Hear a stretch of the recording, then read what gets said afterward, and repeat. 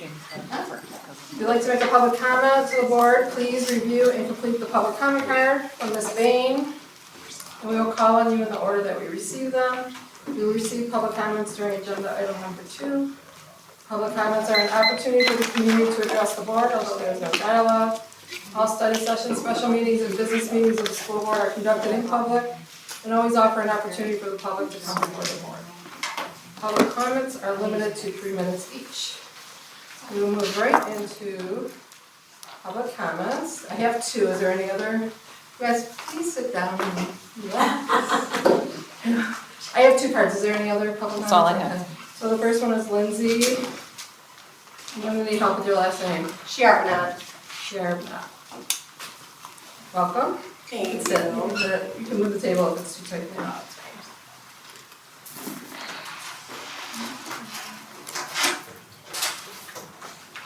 So do I just start talking? Yeah, you can start. Okay. She's going to set a timer when you hear the beep. That's in 3 minutes. Okay.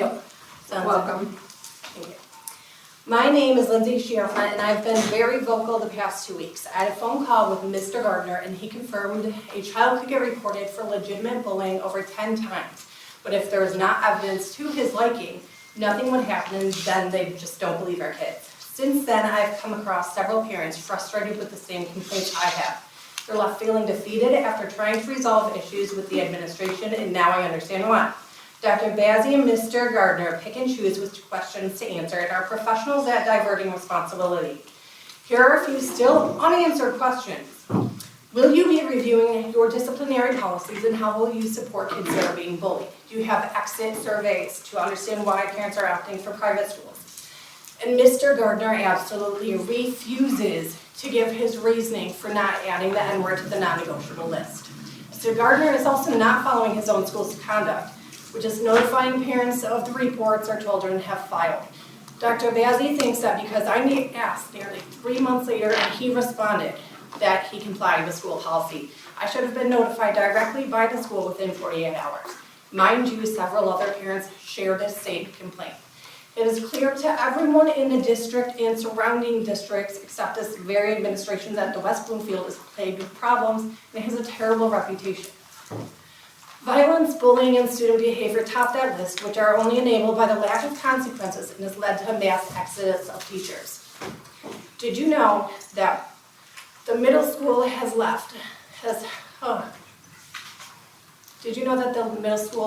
had 60 teachers leave in the past 2 years? A few suggestions to help with those issues include exit surveys, which need to be shared with the board, adding language, bullying, and behavior to non-negotiable lists. Mr. Gardner must notify both sets of parents within 48 hours of a filed report, and stronger disciplinary policies that are followed. Our school's expectation in behavior and education should not be lowered so more kids can meet the goal. Instead, we need to lift those up that are struggling. The fights in the gym during recess need to be addressed instead of taking it away from everyone.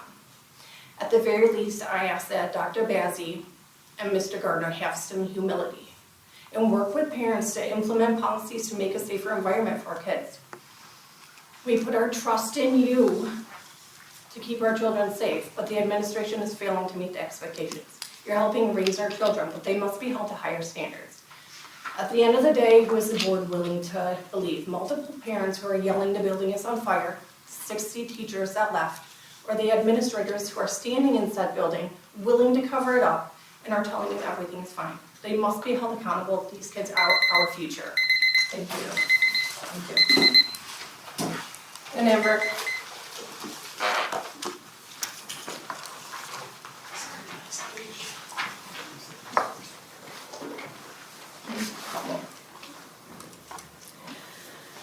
I am proposing that the middle school have assemblies separated by grade with with things that students need to work on and the consequences if they break the rules.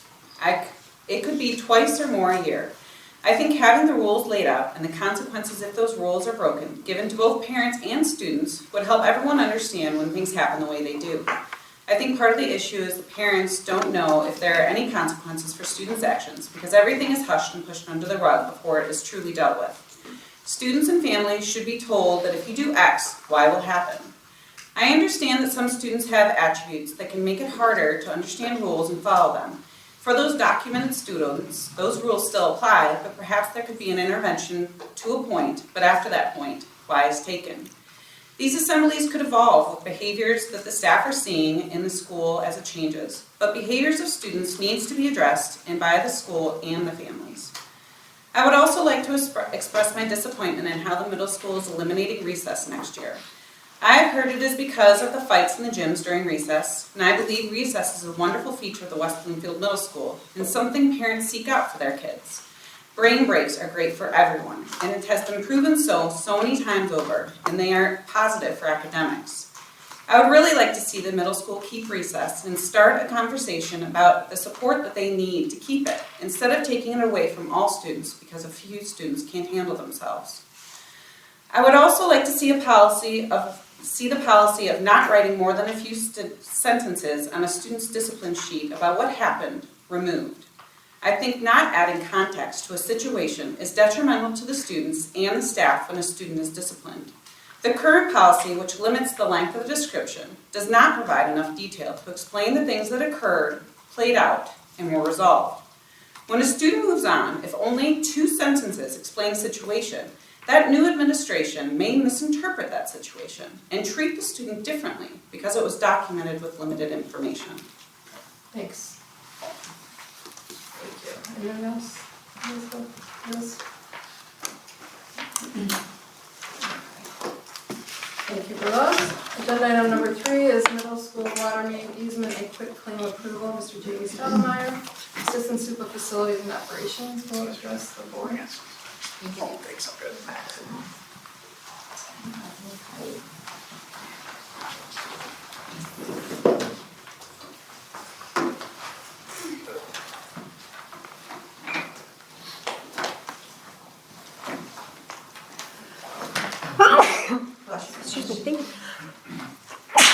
Excuse me, thank you. Excuse me, thank you. Thank you. What's that? TV control thing. We're good. Good evening, everybody. Recently, we submitted all the paperwork to the township to review our middle school athletic turf field project. And during that review process, the township got back to us and said that they required closeout of the middle school project since it's on the same site. So with that, one of the things that we have to close out is we have to provide a water main easement and quick claim deed to the township. And essentially it just transfers ownership of the underground water main system that wraps around the middle school over to the township. So they will be responsible for all future repairs, maintenance, and replacement as needed. So we had the documentation prepared by the district civil engineer. It was actually prepared when the project was built. And then we reviewed it recently with our legal counsel at Troon, and they gave it a blessing. So we're here tonight to ask you for approval of the water main easement and quick claim deed. We also have to provide title insurance, which we have ordered as part of that process. And that clears us as owners of the water main system and also provides insurance for damage caused to other third-party interests. So here is a copy of the water main easement documentation that was prepared, and as you can see, the water main essentially starts at Orchard Lake Road and wraps all the way around the middle school. And then here is a copy of the quit claim deed that was prepared and reviewed by Troon. Have a motion? I move to approve the quick claim deed and specific water main easement for Westfield Middle School, closure 3. Sorry, my voice. I was gonna say. I forget until I speak, and then I remember that I sound. All right, vote sort of. A motion to approve the quick claim deed and associated water main easement for West Bloomfield Middle School per enclosure 3 has been moved and seconded. Any questions or comments? Deborah? For my education. So, then we own the building and they own the wraparound. How does all that work? Basically, it just, we purchased the water mains as part of the project, but it transfers ownership over to the city, so any repairs they have to handle from here on out.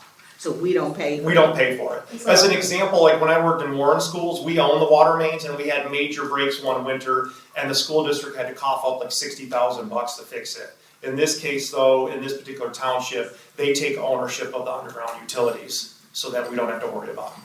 Okay. Will we have a water bill afterwards? Oh, we still have a water bill. Oh. That doesn't get us out of that. If they own the water, no. All right. They maintain the underground, Infrastructure. Their underground systems with their engineered DLZ, between the township and DLZ, they manage that. person. 2 quick questions, thank you. So do they own for all of our other properties? Yes, but they did, when they were researching everything, they said there's still some closeout that's needed for the high school ox gym, so don't be surprised if I bring that in the future. But yes, they own everything Sounds else. like they're cleaning up their file. They're cleaning up their files essentially, yeah. So how does that work then, and a question, right? So we had the middle school, they owned it then, we built the new, what, does it go back and forth? No, by doing this, we're gonna transfer ownership to them of the water main system. Who, okay, We're- so I think- Ohms didn't, I think Ohms, she's talking about Ohms under, is it different water mains? Oh, it's a different water main, It's so different. that water main, when they demolished the building, they tore out that old water main Thank and you. they have to put in This new is a water new main one. systems. Yeah. Because there's new codes that require loops all the way around the building. Old water mains used to be dead-ended, where they would just dead end at the school, but because they wanna keep the flow going and everything, they actually wrap all the water mains around the building. thank So you. you'll see a similar design when we get to Doherty. Okay, thank you. Kind of a question, kind of a statement. So if and when there is a break and the township has to come onto the property to fix the break, Mhm. it's likely, very likely that they're gonna be not only digging up where the break is, Mhm. but they're gonna be damaging the turf to and from the road and all Right. that sort of stuff. So the question is how in the past have we held the township responsible for doing the turf repair? And if we haven't, then the statement is, Yeah. we need to make sure that maybe even in the easement language, we have something in there that says they are responsible for it. Right, and townships normally do, they'll come in and they'll reseed it and fix all the ruts and do the repairs. I haven't heard of any, I've talked to some people around here, I haven't heard of any issues that they've had with the township in the past, but we'll make sure that that's handled. All right, thank you. Anybody else? Okay, all those in favor say aye. Aye. All those opposed say no. Motion passes 7-0. Thank you. Thank you very much, Mr. Stadleyer.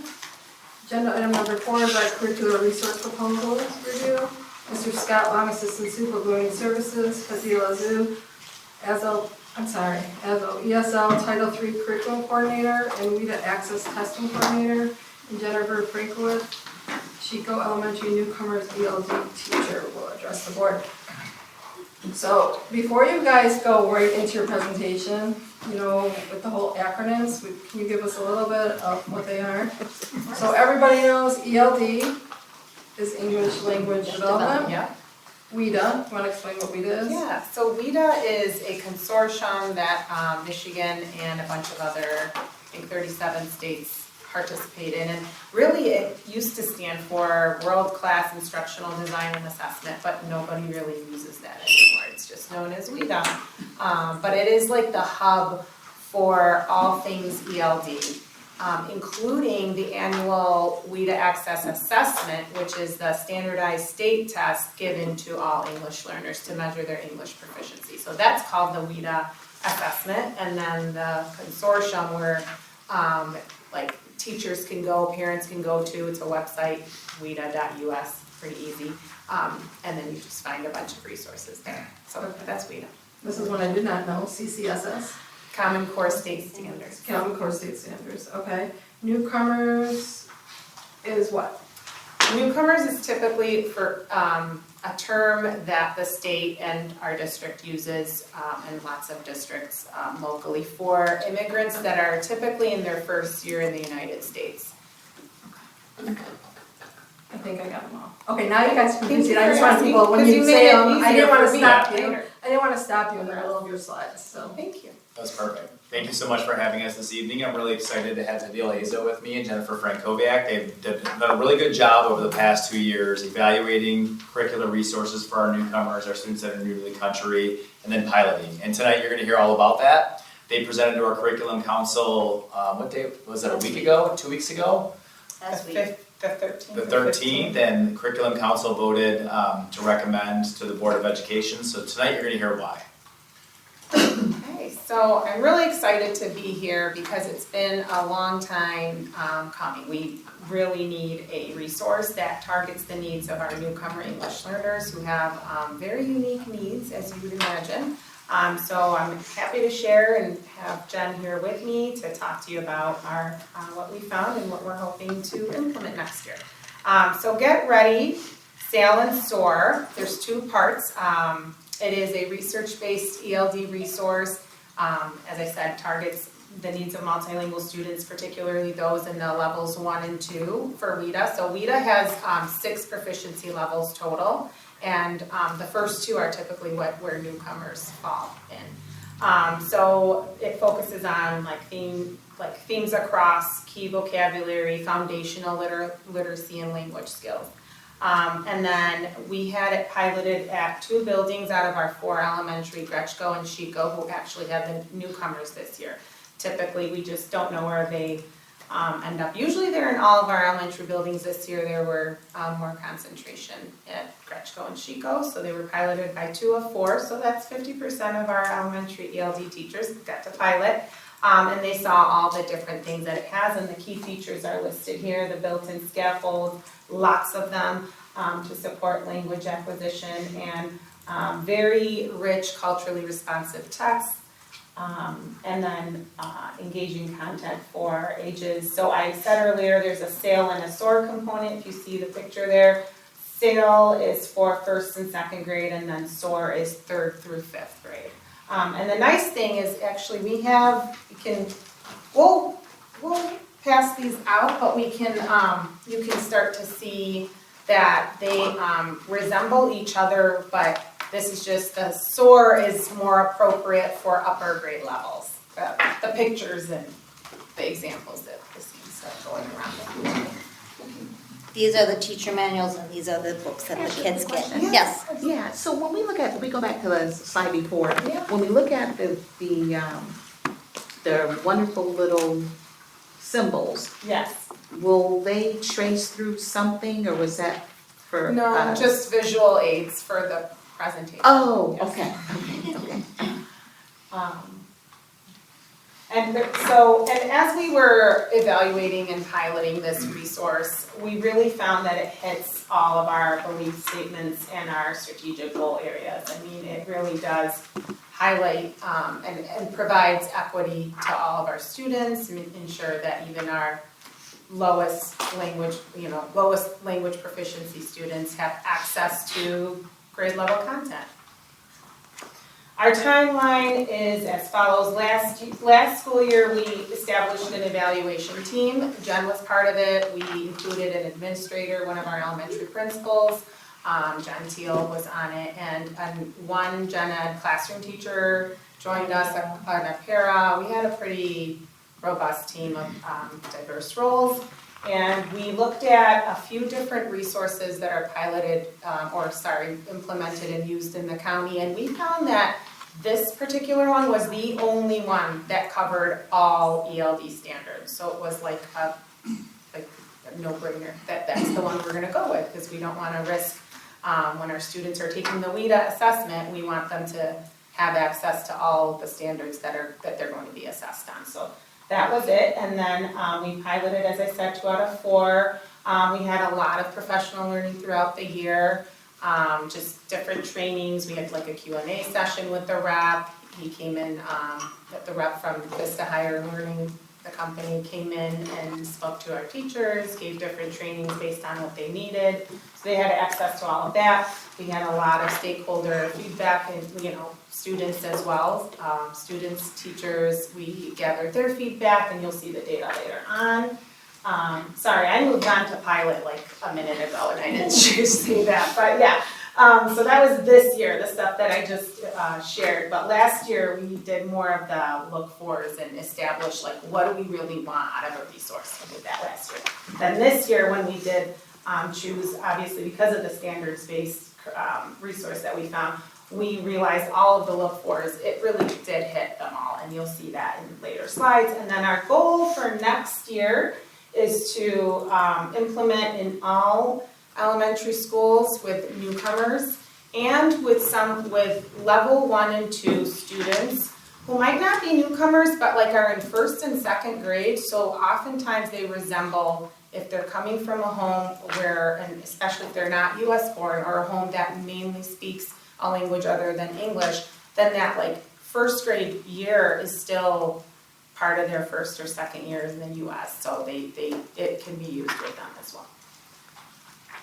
Okay, and so these were the look-fors that the committee established last year when they were in the evaluation phase. And you can see them. I'm not going to read them out loud unless you want me to. That's okay. And so you'll see in the next 3 slides, the bolded part is actually a look-for, and then the bullets underneath it are examples of what we found, how the resource aligns to that particular look-for.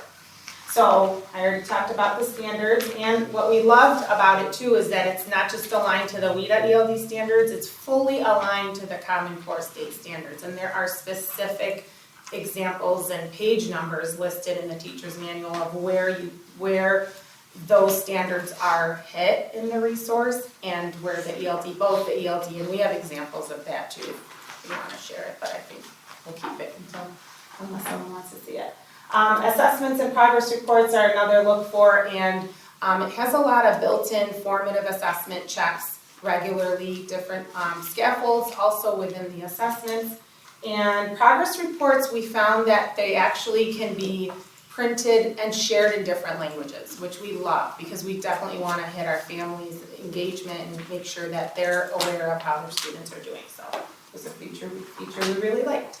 Learning targets are clear and embedded that have content and language objectives. So one thing about best practice for English learners is that you not only have like an I can statement for the content you're teaching, but an I can or an objective for the language supports that you're providing the students through the lesson you're delivering. So it covers both types of objectives. And I'm up next. So the next thing we looked at is leveling up and differentiation. And in every unit, there is for every section, like the phonics, the reading, the language of science, the language of social studies, underneath at the bottom, it provides the teacher with ways to scaffold. So for those newcomers who have very, very limited English, and then the ways to amplify. So you have kids who have higher, they've had background with some English in their school. You're able to see ways to amplify it to make it harder, or ways to scaffold, and it's on every page. There's something for you to do. And they also have opportunities to do like some oral quick check assessments instead of the actual assessment every day. So there's that quick check, and the good thing is because of SAIL and SOAR, if you happen to have two, like a 2nd grader and then you have a 5th grader, the themes are the same and most of the activities are the same, like it's in the same book, but the pictures are just, you know, for an older kid and for the younger kid. And then the phonics section, there's some more phonics that you go faster, and then there's more things that they would need at a 3-5 level versus a K2 level. Resources for classroom teachers. There are a lot of resources on the digital site. There's a button that you can press and you click teacher resources, and it comes up with all the resources that you could, and you can print them, and then they're also digital. So the book that I can put that up on my smartboard, and they can interact with the book. As they see the book in front of them, they can see it up on my board, and they can interact and do different things. The assessments you can print off. If you feel like they're not ready for the computer just yet, you can print those same assessments and do them with them in class on paper. And then once you feel like they're ready, then you can put them on the computer, and then they can take that assessment on the computer. As far as parent resources, there are at the end of every unit, there's a letter that you can send home, and it explains to the parents what they learned for the language of science, social studies, phonics, grammar, all the things that they've learned, and then there's an activity sheet for the kids to do with their parents to show what they've learned. And it does come in a lot of languages. So I can send the English one home, and then I can send also one in the language so that the parent can actually see and maybe help them complete the activity, and then they can bring that sheet home. There's also a lot of different cards and things that I could send home with the kids that they can do at home with their parents and show them what they've learned and what they've done. Okay, another important look for was that it transitions well, whatever resource we select, from the newcomer phase to ELD groups that are going to still need the ELD supports throughout until they exit and reach English proficiency. So we found with Vista Higher Learning, it actually has that. So this is just the newcomer resource. It also has another resource called Connect that we are going to pilot next year with a couple grade levels for the non-newcomer ELD group. So we like that it has that smooth, seamless transition.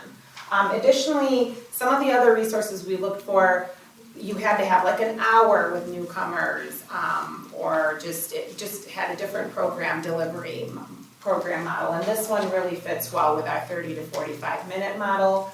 And lastly, again, the stress on the WIDA ELD standards. So for those who don't know, there are 5 main WIDA ELD standards. It's the language of social and instructional language, the language of language arts, language of math, language of science, and the language of social studies. So clearly you can see that when a resource hits all of these, it's really targeting all content areas. So when they're back in their classrooms and listening to lessons and hearing the words in science and social studies and math, they've already had access to some of those foundational language throughout their ELD time. And next up is the unit design. So like we said, Get Ready SAIL for grades 1 and 2, and Get Ready SOAR is for grades 3 through 5. They do have the language and content objectives that I can print out and have ready. There's opportunity to work on vocabulary, the grammar, and all the grammar, everything connects to the theme, so that the pictures and things connect through the whole theme for that unit. And then there's the phonics section, and then there's opportunities for them to listen, to speak, to read, and write. So there's opportunities for them to go on to the computer, because when they take WIDA, they have to speak into a microphone. And for a newcomer that's just come here in February, you're like, okay, you gotta go on and you have to do it by yourself. It's like, what? I have to say something? So this gives them the chance to put the headphones on, have the microphone, and practice, in a easily where they're not feeling like they're pressured. So then when they get to the WIDA, then they're gonna be a little more relaxed and they're gonna know the routine, and it's not gonna be something brand new that time when they're taking the test. So they're gonna be able to perform better. And there's all these activities that we have opportunity. There are formative assessments, there's some progress monitoring, so there's quizzes for each one, and then there's an end of the unit test.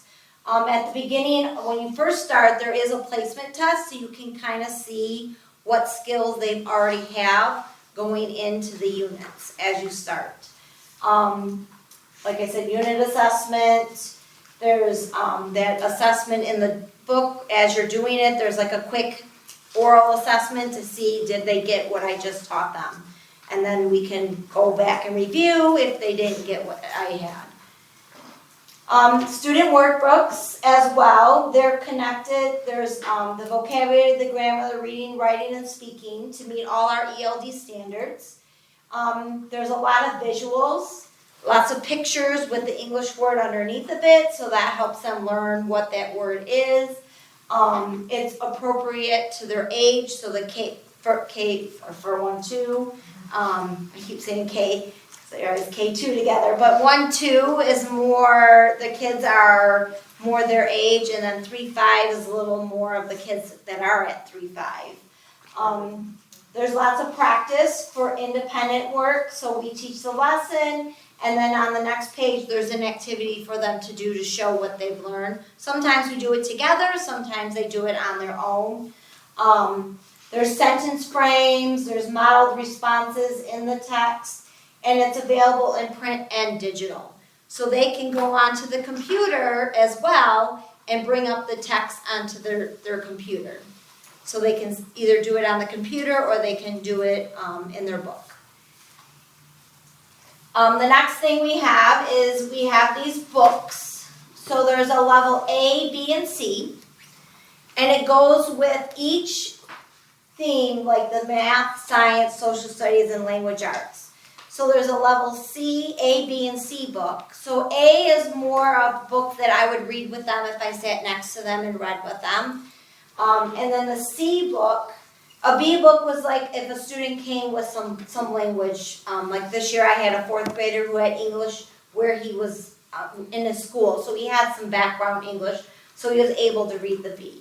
And then the C book, I read with them because there's a lot of content in there that they wouldn't be able to read on their own, but it does give them a lot of the information. There's a lot more pictures, and I can talk through it and explain it so they have a better understanding that connects to what we just did in our unit in that section of the standards. And then they also have a book that has like the teacher guide with like the lesson plan, and then there's little activity sheets that they complete. So if they did the A book, there's pictures, a lot of visuals, and then the BC is just multiple choice. So it's still giving that testing environment, but it's connected to a book. So I can pass those around as well. You good? Okay. Do you guys wanna see? Do you wanna see these? Okay, so next up is all of our data that we collected from our stakeholder surveys. This particular one hits all of our equity rubric like elements that are a part of our equity rubric. So you can see here that we have really awesome data that I think everything's above a 90% for these. Particularly, I mean, we look at really all of them are very important, but universally designed for learning happens to have, I think, like the most sub-elements in it, and so you can see that it exceeded the standard of what we'd like to see when we rate a new resource. This one right here is our stakeholder evaluation of it. Get ready in relation to what I just mentioned earlier. I was ahead of myself a little bit. For universally designed for learning, meets and exceeds the benchmark, and those are all the different ones, such as like student engagement, vocabulary, differentiated instruction, differentiated outcomes, and so that's what we have there. And that's combined with like student and teacher feedback. And then here, these are all of our committee look-fors that were bolded on the earlier slides, and again, we are looking pretty good in all of those. That's LinkedIn, and preliminary recommendation for our administration to recommend the approval of the ELD, English Language Development Newcomer Resources from the fall of 2025 until the spring of 2031 for Get Ready Professional Learning, Get Ready SAIL resources, Get Ready SOAR resources, and then the Get Reading books as well. And that would all be funded through grant money as well. Thank you. Any questions? I'll open it up for questions. Art? In case it wasn't mentioned already, I sat in on this particular curriculum council meeting, and if I remember correctly, it was a unanimous vote in support of this, and I would even venture to say an enthusiastic unanimous support for it. So I really do believe that this is going to be a great resource for us. And we'd still like to have you and anyone else come visit our Can come ELD visit. rooms to see it. I know you had asked if, like, how does it work in action, You so can come our see. teachers are happy to have. My kids really enjoy it. They always look forward to it, and they like having that book, and they like having the books to read and practice with each other, And and they've mentioned a couple times, like, oh, we we just just learned did that. this. So We just did this in class, so they were really excited. We did a science thing, and it was about prisms and color, and they're like, "Oh, we did that!" Which is And I really actually amazing had a for- prism in my class, so we tried it out, and they got to like practice, and they're like, "Oh, we learned about this in class," so they made that connection as well. How many times a week do you see ELD newcomers. 5 days a week. 5 days a week. Mhm. It's a state mandate. Thank you so much. I have a couple questions, one specifically about the program. So you meet with the students once, or 5 days a week, thank you, for 30 to 45 minutes. Where in the day does that usually happen? Like out of the students' day? Yes. Typically, we work it out, number one, with administrators. In the summertime, we have, we look at their master schedule, and then we find a time where if it could be in, during ELA time, but not missing like the direct instruction time. Or it could be if there's an IME time at that building at that time, or it could be, during the science and social studies blocks, but so it's worked out that way, and then it's protected, so the teachers then work around. We don't take any students out of math and phonics, those two are like non-negotiable, the students have to stay in. But it's not during their specials time either? No, and Perfect. specials. I just wanna make, okay. Forgot No about specials. No. Not specials. No special. So it's pretty, No, it's we are so grateful for our principals, cause we spend a lot of time, like I meet with them and we go over the schedules a ton, just to like make sure this is the one, and then sometimes we have to like change it Yes. and make sure that, Awesome. that time is. Perfect. And I have one other question about the parent resources, because we're only as successful with the support of them as well too for their students. You said that it comes in multiple languages so that they can help support. Has there been an event or a situation, maybe with the current students that you have, that we don't have that language? Do you know of any that we didn't have? They don't have Japanese, Okay. but a lot of my Japanese newcomers, they do come with English. The dads for sure, and the kids Okay. have, before they come over, they start them doing English over in Japan. Okay. So they do come with understanding of English, and they pick it up pretty quick because they do have that literacy background in their language. But It I helps also them, but recall, they, remember when Tyler's the rep, showed Yeah. us how to do it quickly, like utilizing the Google Translate research, remember how he was like highlighting and yeah. there is a feature that like you could use like externally and it translates to Japanese if you want it. Thank you. But most of the languages that I have currently, It's in there. it has, yeah. Thank you. Anybody else? I'm just curious, how many newcomers, sorry about my voice, but how many newcomers do we have? Like roughly? At the elementary level this year, I would It's say a- probably like 7 to 10 right now at the elementary level, yeah. We had, actually this year we had more at the secondary level, which normally we have more at the elementary, so that's. And they're only considered a newcomer for 1 to 2 Yes. years? Yes, but this one, we're gonna use it with, again, it can be used with like The level level ones one, and twos yeah. that are maybe not in their first year, maybe in their second year and third, you know.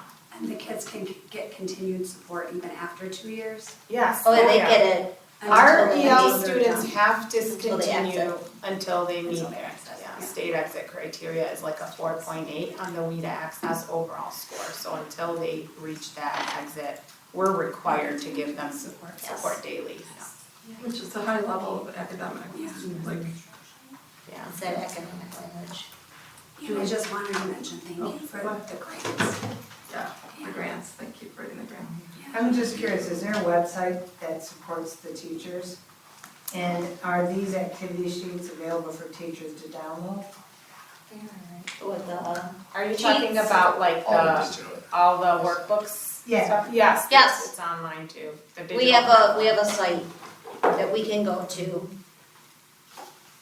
And then we can assign the kids the activities, and then I can see how they did. And I can, for the speaking part, I can give them feedback, so I can either talk to them Yeah, that or part's write a really cool. feedback too. Oh, that's Talk to them, yeah. So, once they learn their username and password, they can get on pretty quick, and then once they use it for a little bit, then they know exactly what to do.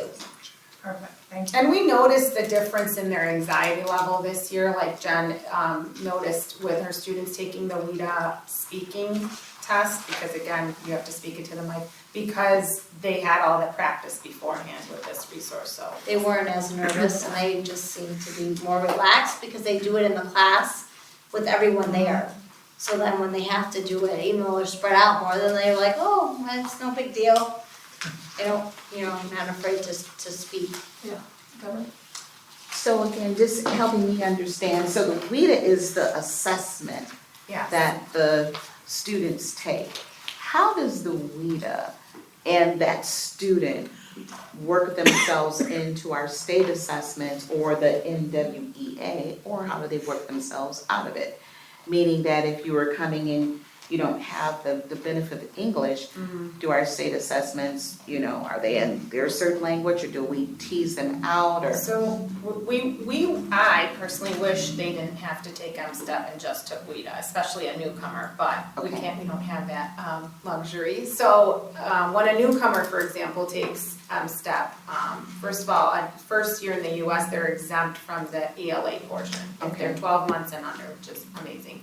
But they're not exempt from math.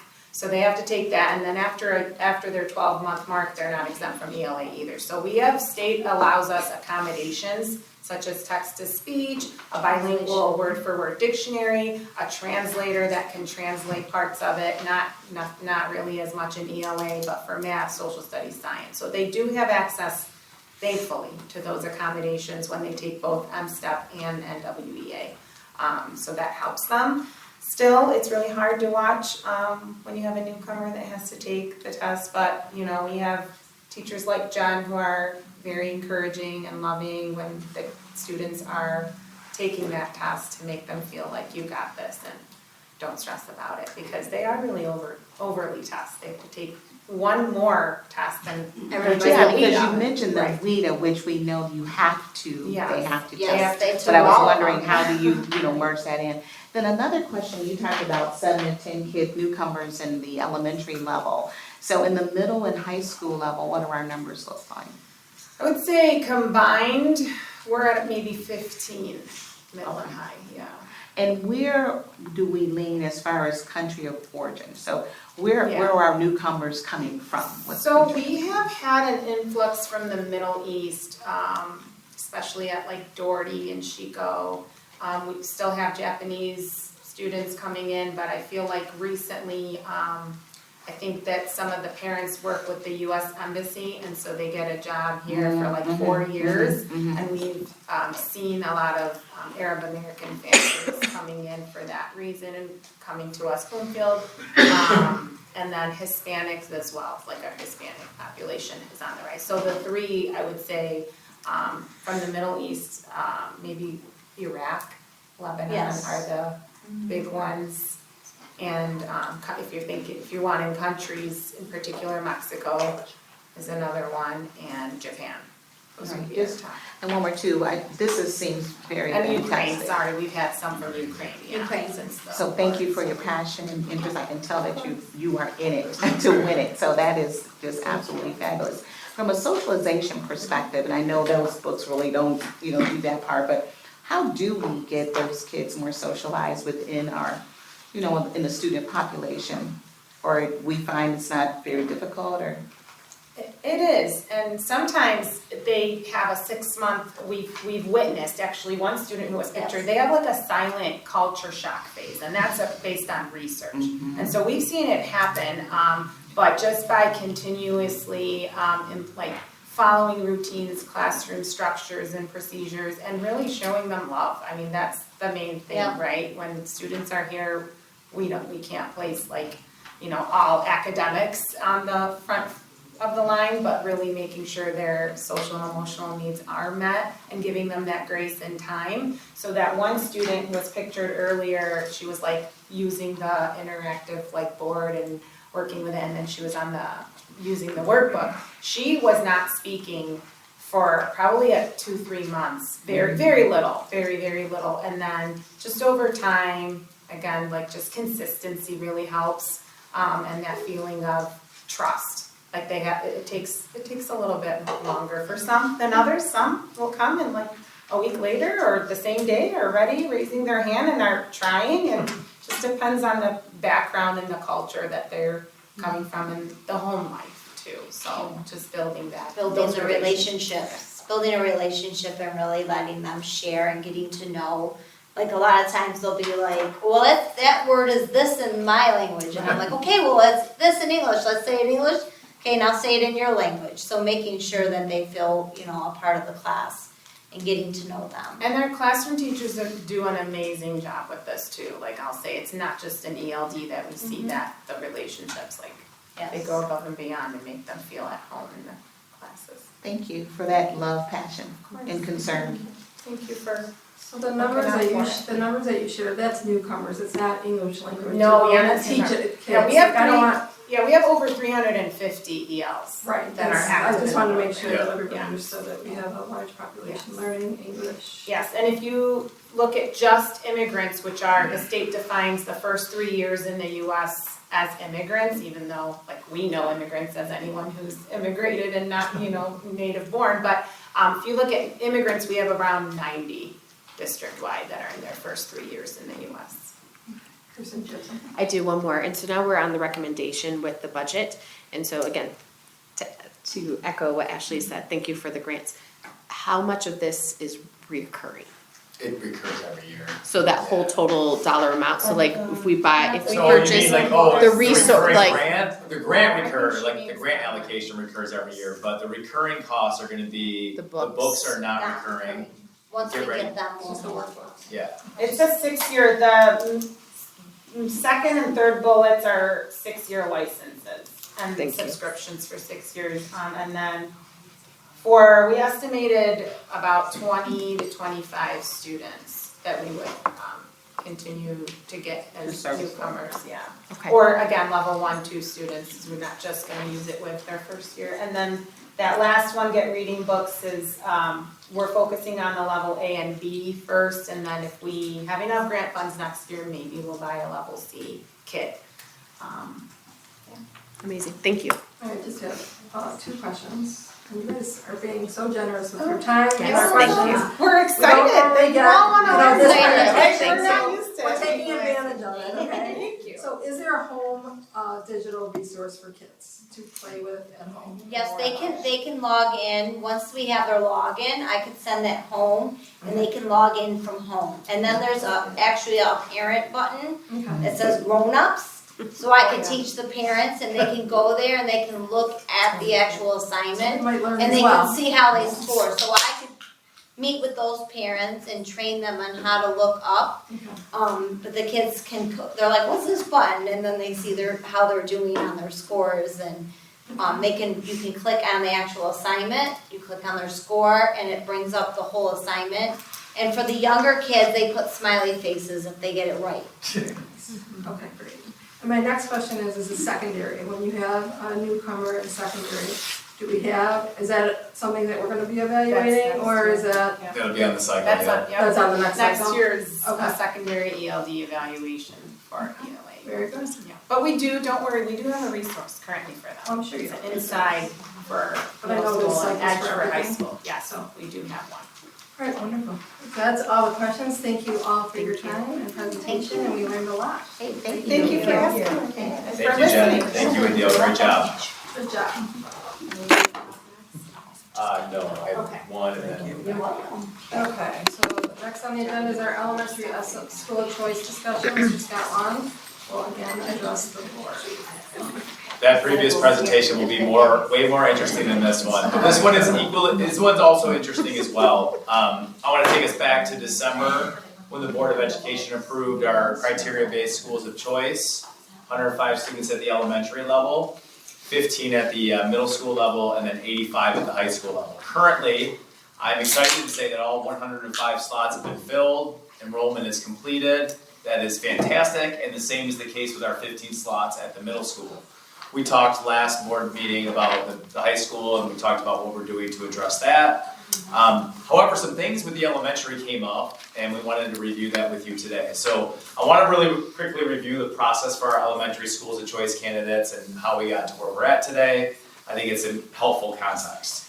So applications were submitted throughout our application process. Students submit discipline reports, their grades, their report card grades, and their benchmark assessment scores if they have them. Then we had an assessment day, February 7th and February 8th, for anyone that did not have a benchmark assessment score, and then for all of our incoming kindergarten applicants, because we do not use benchmark assessments for the kindergarten.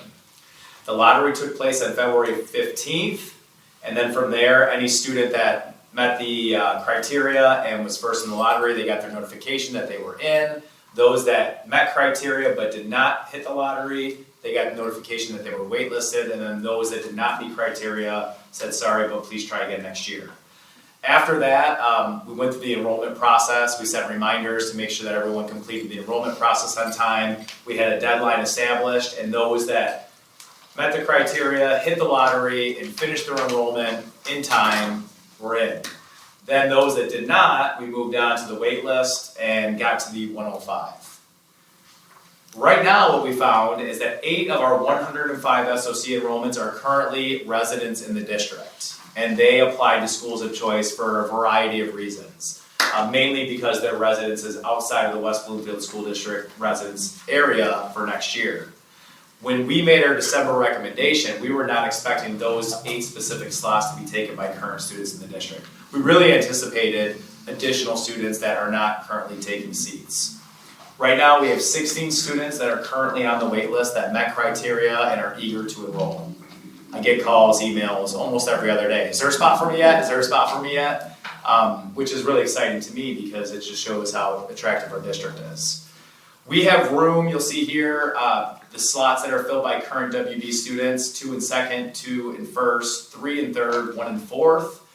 And then you can see here the number of applicants that are on the wait list that met criteria. There's plenty at every grade level, and we have space at all those grade levels to make this work. So we're going to be recommending, or we'd like to recommend the approval of those 8 slots. So 105, board approval to 113 to account for those 8 that were currently in the district. There would be no additional application window that's necessary, and I can open it up for questions that you might have. Does anyone have any questions? So because of the laws surrounding school of choice, this would come for a board vote and that would come at the next board meeting, so. Correct. Just so you know that that's why it does need board approval, not just okay. Go ahead. And just for clarification, not reopening the window, just taking the people off. That is correct. Yep. Anybody else? Kristen? And also, just for clarification, the 8 are current residents. They would be then, they're leaving the district but want to stay, so they're school of choice. So technically, it's 8 resident seats that are open, that will be open, not 8 technically school of choice. So we're increasing our That's school one way to choice. put it. I just Yes. want, Yeah. just for transparency, like, it is, we're increasing the number of school of choice for this year. Okay. Correct. Yes, thank you, yeah. And I'm sure that the reason you're even brought this to, because of they're hounding you to the other. Yeah, they're eager and I was gonna say, excited I don't know to why be you in would the even district. look at that Yeah. unless you were, okay. Yep. All right, anyone else have any other questions or issues? Okay. All right, thank you very much for that. Okay. This one will be way more exciting than the next one. Okay, Keeps so getting better. item number 6 is our strategic plan quarterly update. We have Eric Whitney, we have Scott Long, we have Johanna Marak, we have James Sotomayor, we have Sonia Green, and we have Rebecca. What I can do, like throughout the presentation tonight, is call people up. We have a wave of Whatever people you coming wanna for do. the academics part, then a wave of Turning people it to coming for you. work. Okay, great, awesome. So thank you so much. We're really excited for this quarterly update for the strategic plan. I will be really dialing in on action steps that we've taken. Tonight's presentation is really all about those leading indicators and those action steps that we've taken since our last quarterly report that really move towards moving the needle with student outcomes. In the spring, we'll review our end of the year NWA growth data. Then in the fall, we'll review our end of the year state assessment data. We know that those are all those lagging indicators, the results of those leading indicators. And so tonight, you might recall back when we did present our proficiency data in the early fall regarding state assessments, and even when we talked about mid-year data, you'll probably recall that in ELA, the majority of our grade level cohorts, they maintained or increased the percentage of students that were proficient from the spring of 23 to 24. You'll also probably recall, even though those percentages continue to increase, we still see percentages that we want to be higher. We know that when it comes to Tier 1 instruction, we want 70% or more of our kids to be proficient. That's good Tier 1 instruction. So while we're making those gains, we still want more. In math, you may recall, if you remember our mid-year presentation, all of our grade levels met or exceeded the the NWA projected growth from fall to winter. That's exciting to us. You might also recall that when you look at our state assessment data from last spring, most of our grade level, all of our grade levels scored higher than the state, and many of them scored higher than the county, which is great news. But there's an epidemic when it comes to math instruction, especially at the secondary level, of low percentages, not just in our district, but in many districts. And so we continue to chase and pursue to figure out ways to meet the needs of all of our learners. So as we're seeing continuous progress in the district, year after year, we continue to make gains. We also know that rapid and accelerated progress really needs to occur. And it really, tonight, you're going to hear about some of the things we're doing in terms of systems work and some of the aggressive and intentional steps that we're taking so that when we get to the spring this year and the springs that follow, we continue to see those proficiency rates rise. So tonight, you're going to hear about progress in systems work, academically focused action steps in the realm of learning environment and culture so that we really set those conditions for optimal learning. You're going to hear about some action steps that we've made in personnel and human resources, because we believe when we pour into our people, it creates for a better environment for our students. And then the cherry on top is all the great operations and facilities that we're creating. All of this creates really fertile ground for student achievement. So we're excited to share that with you. And the first thing I'm going to talk about are just some systems that we've put into place that I think are really starting to get established and take root. And I want to talk about a little bit about what we're seeing and how that's helping the culture of our district in terms of raising the bar. So back in the spring of 22, we started doing quarterly learning environment observations where my team, many of who are here tonight, we went into classrooms at all levels, a certain number per quarter, and we're really excited to know that we have 3 years of trend data.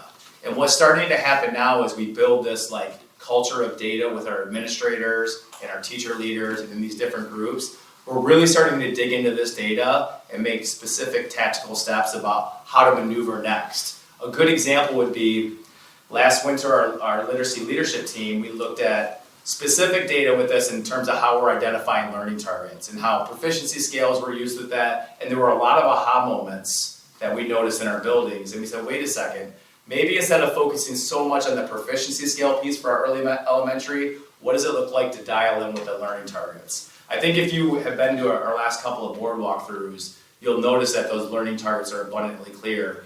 That was the direct result of looking at that data. And so the fact that we have this built in, and this is how we do things in the district, it's a data point that I think is just as important, if not more important, than our state achievement standardized tests. Our quarterly objectives and key results are the things that we do every single day. What's been different this year is in the past, they were those objectives and key results, whether they were PLC work or building leadership work, it was a lot of silo work, but now everything we do is aligned to these priority objectives. The fact that we're all rowing in the same direction is really creating some capacity with instructional leadership. We're seeing principals step up and be strong instructional leaders. We're seeing people like Sage Wood and strong teacher leaders really have that capacity, which is exciting to me. Our semester building growth meetings that we have, we do these twice a year, where Dania, myself, Johanna, we go into the buildings, we do walkthroughs with the board, and then afterward we spend an hour talking to principals about where do they need support, what's been some major milestones that they've reached, and every time we do that, it leads to a new opportunity. The last time we did it with the preschool, we really were attracted to the high scope curriculum, and it's led to some conversations of what that might look like with our kindergarten prep program. So it just continues to grow, and people are feeling safe sharing ideas and growing. We have a comprehensive curriculum evaluation cycle. You heard about it from Hadil and Jennifer today, and what I really appreciate about that is it's not, let's just go get the next hottest thing. We spend a whole year evaluating achievement data and stakeholder survey data and working with our teachers, and that's a really teacher-driven process before we even get to the idea of what are we going to pilot. And when we do think about piloting, we're looking at best practices in instruction, research-based reports for different resources, what other districts in the county are doing. And as we go to consider a pilot, we're even going out to districts and seeing what it looks like in action. A lot of times, some of the best resources that seem really hot with bells and whistles, they look great on the surface. You get into a district in the building, and it's not even being used. And so I think the fact that we just continue to get better and better in that process is going to yield great results as we improve our Tier 1 instruction. I want to pass it over to Dr. Jessica Cohen. She's going to talk about systems as it relates to least restrictive environment with our special education and IEP students. Dr. Cohen, I'm sorry, I didn't say your name. Oh, I didn't have it written down, so welcome. That's okay, thank you. All right, thank you. So we've been doing a lot of systems work this year on examining our continuum of special education services and supports and making sure that we are educating our students in the least restrictive environment, which can look like gen ed full day, special ed full day. It's really individualized on a student need. We've also been doing some systems work around curriculum alignment, making sure that our special educators are educated alongside their gen ed peers in our PLC groups. So our late starts have been alternating, making sure that we are designing a system where there is those equal access points for starting with our educators, and then that would follow through to our students. And Sonia's going to talk a little bit about 504 systems that are at work. And again, good evening, everyone. And on the other side of the spectrum, with regards to our gen ed students, a 504 plan is that it gives accommodations and access for students that do not have an IEP, but yet they need systems of support. So what we've done this year is really work with our counselors, Sylvia, to really look at our forms, to look at how we're tracking the accommodations and how we're using the trackers and the data when we come to the meetings for our 504s, or to make those decisions with students with regards to their accommodations and supports that's going to help them to be successful. So we've done a lot of work around that. We've gone back, we've looked at our handbook, and we are kind of coming down to the final phase of what those forms look like in our system, so that it's streamlined, so that it is universal across each building, and it's not adult friendly, but it is easy access for everyone that's using the system. That's great, thank you. So that right there is just a broad look at the recurring, all the time things that are happening, that it's just part of how we do things. And all of it is very data minded and focused on what are the numbers saying and how do we make data informed decisions. Next, we're going to talk about some of the specific action steps that we've taken that are really pushing us towards improving student outcomes. We'll start with some leadership professional learning. How are we pouring into our leaders in the district so that they can pour into teachers and make sure that we have the very best in terms of instructional strategies? The knowledge gap, Amy and Sonia are going to talk about. All right, Amy, are you coming over? Sure. Okay. One of the things that the board has approved was EL, the curriculum for our elementary buildings. But with that, it is looking at the research behind EL and looking at knowledge building, making sure that our building administrators and our leadership has the necessary research behind why we do what we do. And we look at the knowledge gap. We are, if anyone wants a book, we do have some extra ones, so that if you would like one. But the knowledge gap really just talks about instructional practices that we need to be implementing, as well as building knowledge. And what does building knowledge look like? What does that look like in reading? And it's also just looking at, you're going to talk about some of the other pieces to that as well too, but it's really just looking at how we help students to learn reading through different content areas, and looking at it through a science lens, looking at it through a social studies lens. And reading curriculum is actually engaging, it's really teaching our students to think critically and to go deeper in the knowledge and understanding. And so I'm really looking forward to this group because it's literacy coaches, admin, really coming together. And so we already had the kickoff, and it was at a job embedded professional learning day where admin were able to go into classrooms and see different lessons, and Sonia kind of kicked it off. And then we'll continue the book study during the principal PLCs. And a couple throughout the summer. Yes. Additionally, when it comes to our leaders and equipping them with what they need to be successful, we've really focused on a culture of data. So not only, typically, historically in our district, our department has given the data, led the protocols, and what we really want to do is turn that over and empower our administrators to do that and lead that in groups and really be the owners of the data. And so they're learning how to curate data, how to create meaningful and effective data presentations. They're learning how to lead protocols and use the right strategies to get groups of people looking at data moving in the right direction and staying focused.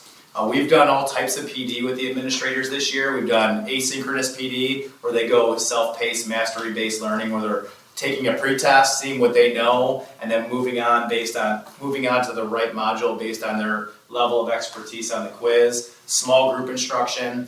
And what we're seeing is that they're really applying the learning. I'm seeing it in board walkthroughs where they're applying the data presentations. I'm seeing it when they lead with their staff meetings, which is really exciting to me because we are raising the bar in terms of what it means to look at lots of different data points, and they're raising the bar for the teachers as well. Jessica's going to talk about some action steps with student support services.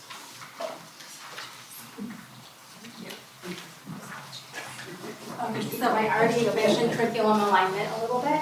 So specifically, our teachers hadn't previously had access to like our fall science kits, for example. So we ordered our science kits that we give to Gen Ed for all of our K-12 program teachers. Amy Quinn has helped train them and get them access. So it's been really amazing to see the hands-on learning going on for these students. They may go to their Gen Ed so they access it, but at the middle school and high school, if they're using the elementary science kits, like butterflies, mealworms, that content to really engage in some hands-on learning, which has been great.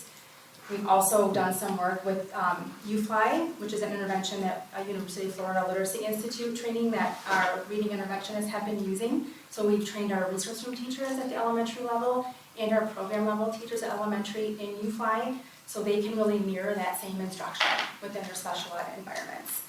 Orton Gillingham also, through the 35D grant, we received 10 vouchers, and that's a costly training. So we were able to train 3 of Scott's people, the reading Our coaches. people. Our people, and then 7 special educators in Orton Gillingham, and that's gone really well. They've been super excited about using these strategies with our learners. And what else? The math as well, Bridges Math Intervention. And early in the fall, we started putting up Number Corner, which is a routine through Bridges in all of our elementary program classrooms, which again, Amy Quinn has helped to train our teachers with that. And so that's been really exciting. And they don't always have to do something different. Special education doesn't have to mean something different. It can mean maybe more of great instructional practice or accommodated instructional practice. So that's been exciting.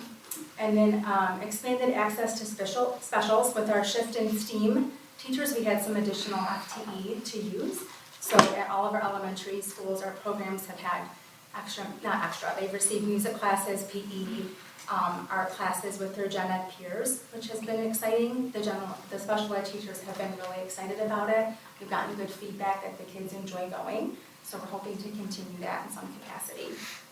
And then finally, for secondary, we've spent a lot of time looking at co-teaching and universal design for learning. And again, this is really what the data showed us, that we maybe have too many students in separate classes. And so the high school team specifically brought it forward and said, look at these scores for NWEA. We think we can put all of these kids back into co-taught instead of separate resource room classes. So that was really amazing that they took that on themselves to bring, and so we're supporting that for next year, having more co-taught classes. The outcomes are clear, right? The more time you spend in Gen Ed, the better your outcomes later on. So to see the teachers really examine that data has been exciting. And at the middle school as well, they're thinking we need to shift our practices a little bit. And so next year we are partnering with Oakland Schools, doing a focused cohort on universal design for learning, where teachers will do like teacher labs and look at those practices in depth. Really exciting stuff. Just the action steps we've taken with our student support services and really aligning it with the rigor and access to standards-based learning. So great job, Jessica. You're welcome. Amy is going to come up next and talk about some big milestones that we've hit with our elementary group.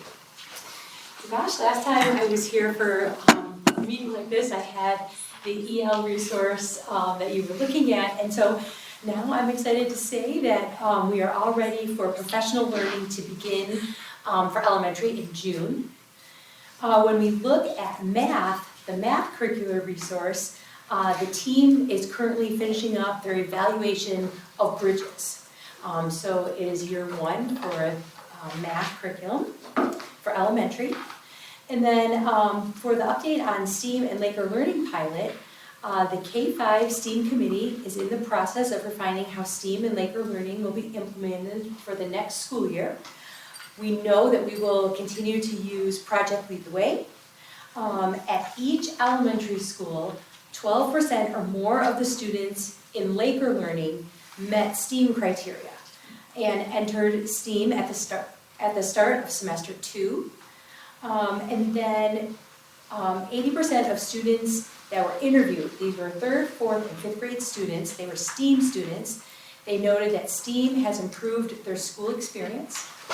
And 90% of the students interviewed said that they enjoy attending STEAM at least once per week. That's great. I believe Hadil now is coming up for this last part. I don't think your ELD, that last bullet was about the ELD newcomer resource. I think you heard all about that, so we're good there. I did want to invite Rebecca up to talk about social studies, because as we know, we've talked a lot about ELA and math. Sonia alluded to knowledge building, and Rebecca's going to touch on how we're strengthening core instruction in social studies at the middle school level. Great, so I think social studies presented to you all recently, right, at that maybe the last board meeting, along with David, Cindy, and Jermaine, and so they presented some of the work they've been doing with formative assessment in their classes. That's one of their OKRs, or one of their goals that they've had the whole year, so they're incorporating lots of small assessments. Sometimes kids don't even know that they're being assessed, just so teachers have a really good idea of where they are. With instruction and content, and so we are in officially year 1 of TCI, which has been going very well. Teachers have been very pleased with it. We've seen lots of interactive activities. I think some of you might have also seen the giant map. We had the giant map come recently, so they've also been updating all of their unit plans to align with proficiency skills. And so we've had a really good implementation for TCI, and we'll have our final evaluation in a few weeks to finish out this phase before next year. And Sonia's going to talk about culturally responsive professional learning that's happened at the middle school. All right, and I'm back again. It's like a carousel. It is, right? It's keeping it fresh for everybody. Yes, No one wasn't at her beach road out this whole time. Yes. Okay, when we think about West Bloomfield Middle School and we look at the culturally responsive teaching, there was 3 different days of professional learning where we took the houses and we broke them up into half-day sessions where all of the teachers currently at West Bloomfield Middle School have been trained in Zaretta Hammond's culturally responsive teaching in the brain. And that really is to really engage our teachers in really thinking about who are the students that are in front of them, what is it that they truly need, and how do we engage all students?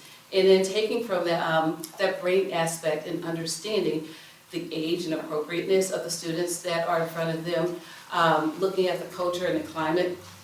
So where we are right now is all of the teachers have been trained. We took some data from the teachers and we're reviewing the data next week to go back. Then we're going to bring representatives from each house back to myself, the building administrators, and their team to look at, okay, here's what we have gathered in terms of our data. What is the data telling us that we need to do from here? And looking at a plan for implementation within the fall, for the fall. And then thinking about what is some of the summer work that needs to be conducted for the teachers as they prepare for the students that are sitting right there in front of them and understanding. And first, before we can really think about the students, it's that introspection that we had the teachers go through and think about who are we ourselves and what is it we bring to the table, what is it we need, and how does what we bring also instill and inspire what our students are in need of as well too. So yeah, and at the high school level, we're really excited to know that Eric and his administrative team has really emphasized, when you think about our priority objectives of data-driven instruction, differentiated instruction based on the needs of students, at the forefront of all the work his professional learning communities has done is every group has 3 data-driven goals. And they've been going back to those every single late start They're looking at pre-test and post-test. They're selecting what those data points are going to be, but it's been at the forefront of everything that the high school teachers have done, which I really believe is a significant shift. We've been able to embed NWA assessments at the 9th grade level. That's going to be happening in 9th and 10th grade next year. So data is becoming really a focal point, whereas prior to that, the kids left 8th grade after their PSAT, and they didn't get another major data point until the SAT in 11th grade. And that's just way too long to wait for an autopsy, essentially, of where they're at. So we're getting a lot of good indicators of their progress and where we expect them to be. At both the middle school and high school, we spent the whole year with a group of about 25 language arts teachers at the secondary level looking at best practices in secondary ELA instruction, which is where a lot of my heart is as a former middle school English teacher. We identified instructional non-negotiables that we expect to see in the classroom as we move forward into using new curricular resources. We identified that there is a need to start piloting some resources. So next year, we're actually piloting multiple different resources at different grade levels, but there's anchor points between those grade levels. So for example, StudySync is a resource that we'll pilot at 7th and 10th grade, so we can have some vertical conversations. Sophos is going to be piloted at 8th and 9th grade, again, to have some connection points. And my exciting favorite is EL Education at 6th grade, so there can be connection between 6th and 5th grade and how that's going. So we'll pilot that throughout the year next year, and then identify what resources we want to implement for the following year, which will be really huge for core instruction for all of our secondary teachers. Math, Hadil, you want to talk about that? So aside from ELD, I also support middle school math curriculum there, so in ELA. But really the biggest thing with this update is we this year have been piloting Reveal Math at the secondary level. And we are moving forward and ready to recommend it to Curriculum Council next week for implementation for next year. We've had a lot of professional learning this year, and we've recently met with the reps to talk about professional learning that would be tailored to our teachers' needs for next year. So they're kind of customizing a plan that really meets their needs for the implementation phase. And I think what's also been great about this whole process too is as we look at new resources, we all also have been talking a lot about how do we raise the bar for each and every student in math. And we know that they can do it. And when they struggle, what are the scaffolds we're going to put in place, and what are we all going to commit to make sure that when every kid leaves the middle school, they're equipped and ready to go, and preferably done with Algebra 1 by the time they get to the high school. That's our expectation. I know we've talked about that a lot, and we're really setting the stage for that because we want them to have every opportunity possible.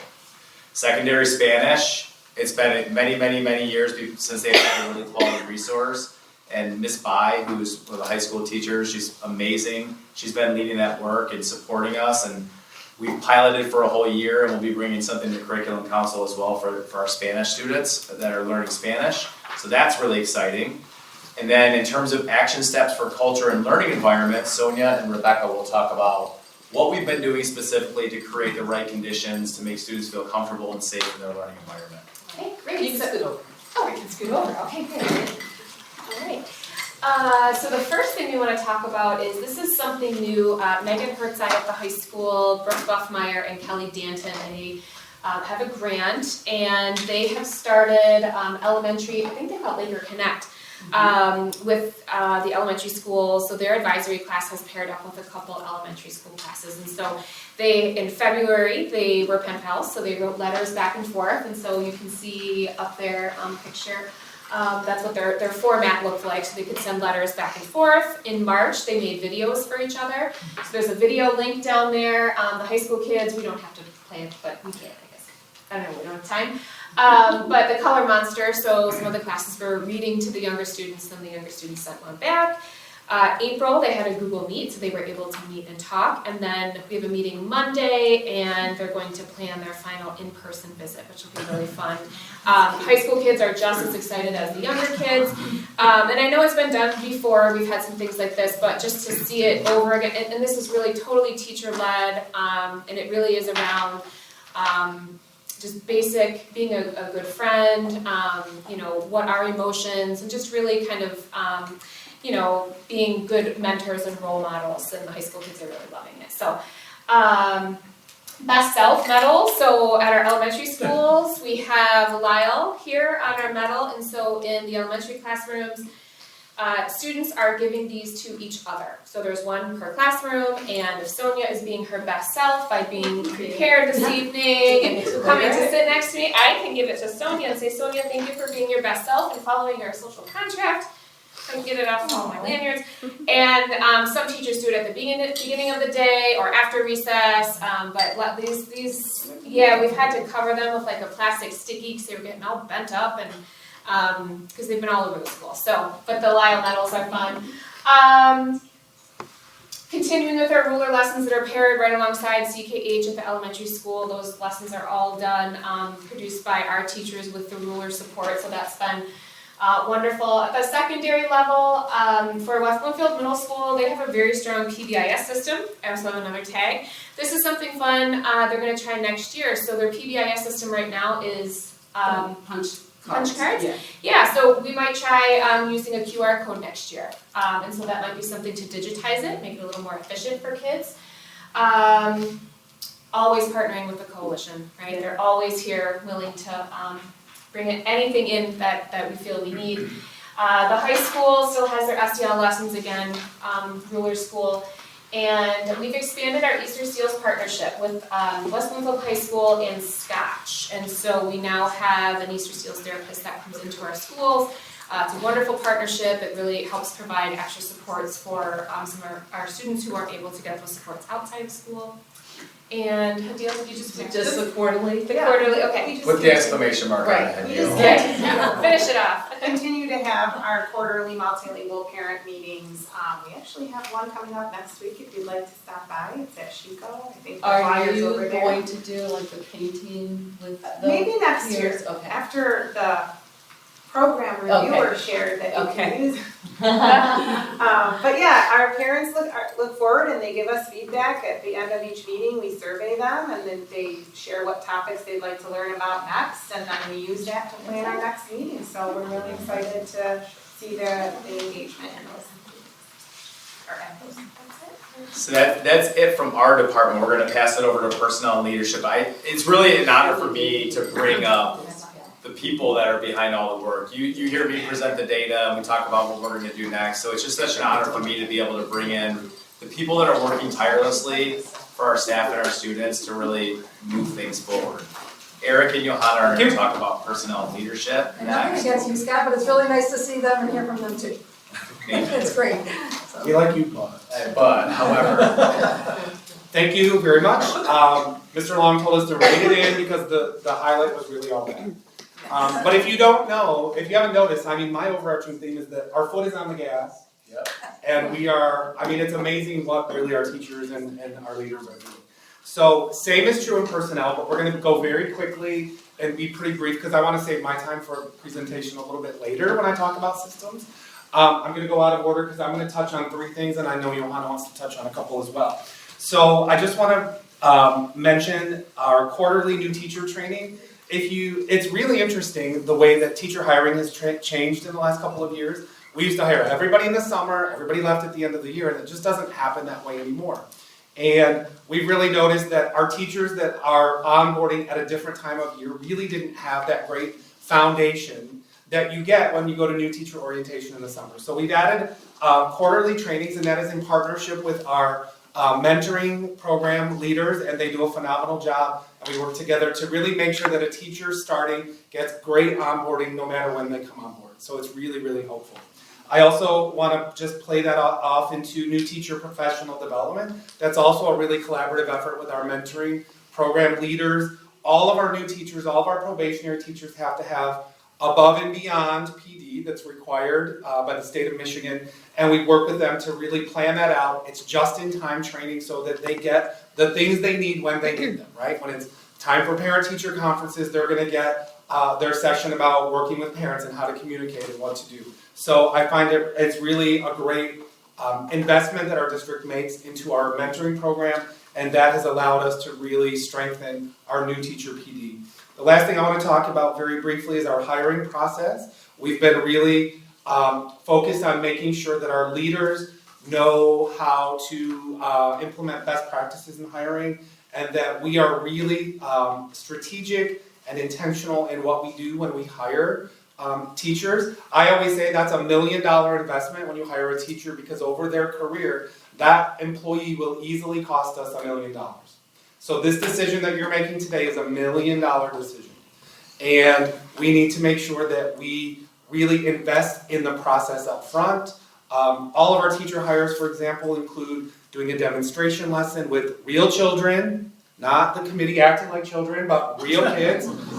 Because I always say, an interview is a great opportunity to meet candidates. They have to be able to present themselves. That's really important. But sometimes that presentation is very different than how they interact with children. So the more time we spend and the more structured of a process we have, the better chance we have of making that $1 million decision be a good one. Yes. Yes. We are also continuing to train our staff to be leaders in the district. We just had, actually right before this meeting, in this very same room, we had the final leadership development cohort of the year. And those participants had really insightful questions, and they're really excited about opportunities.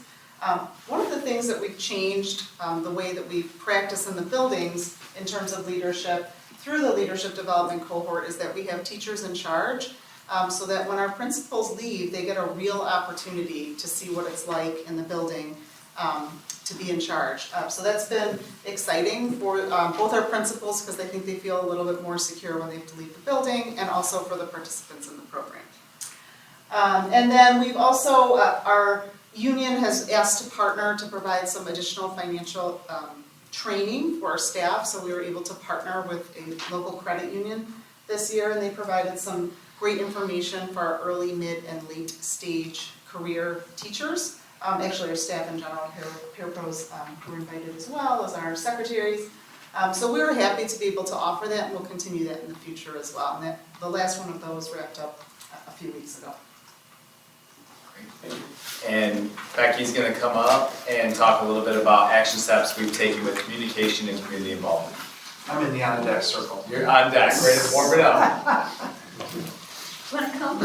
Oh, good. Here, I'll come sit right Yeah. All right. This is my last chance.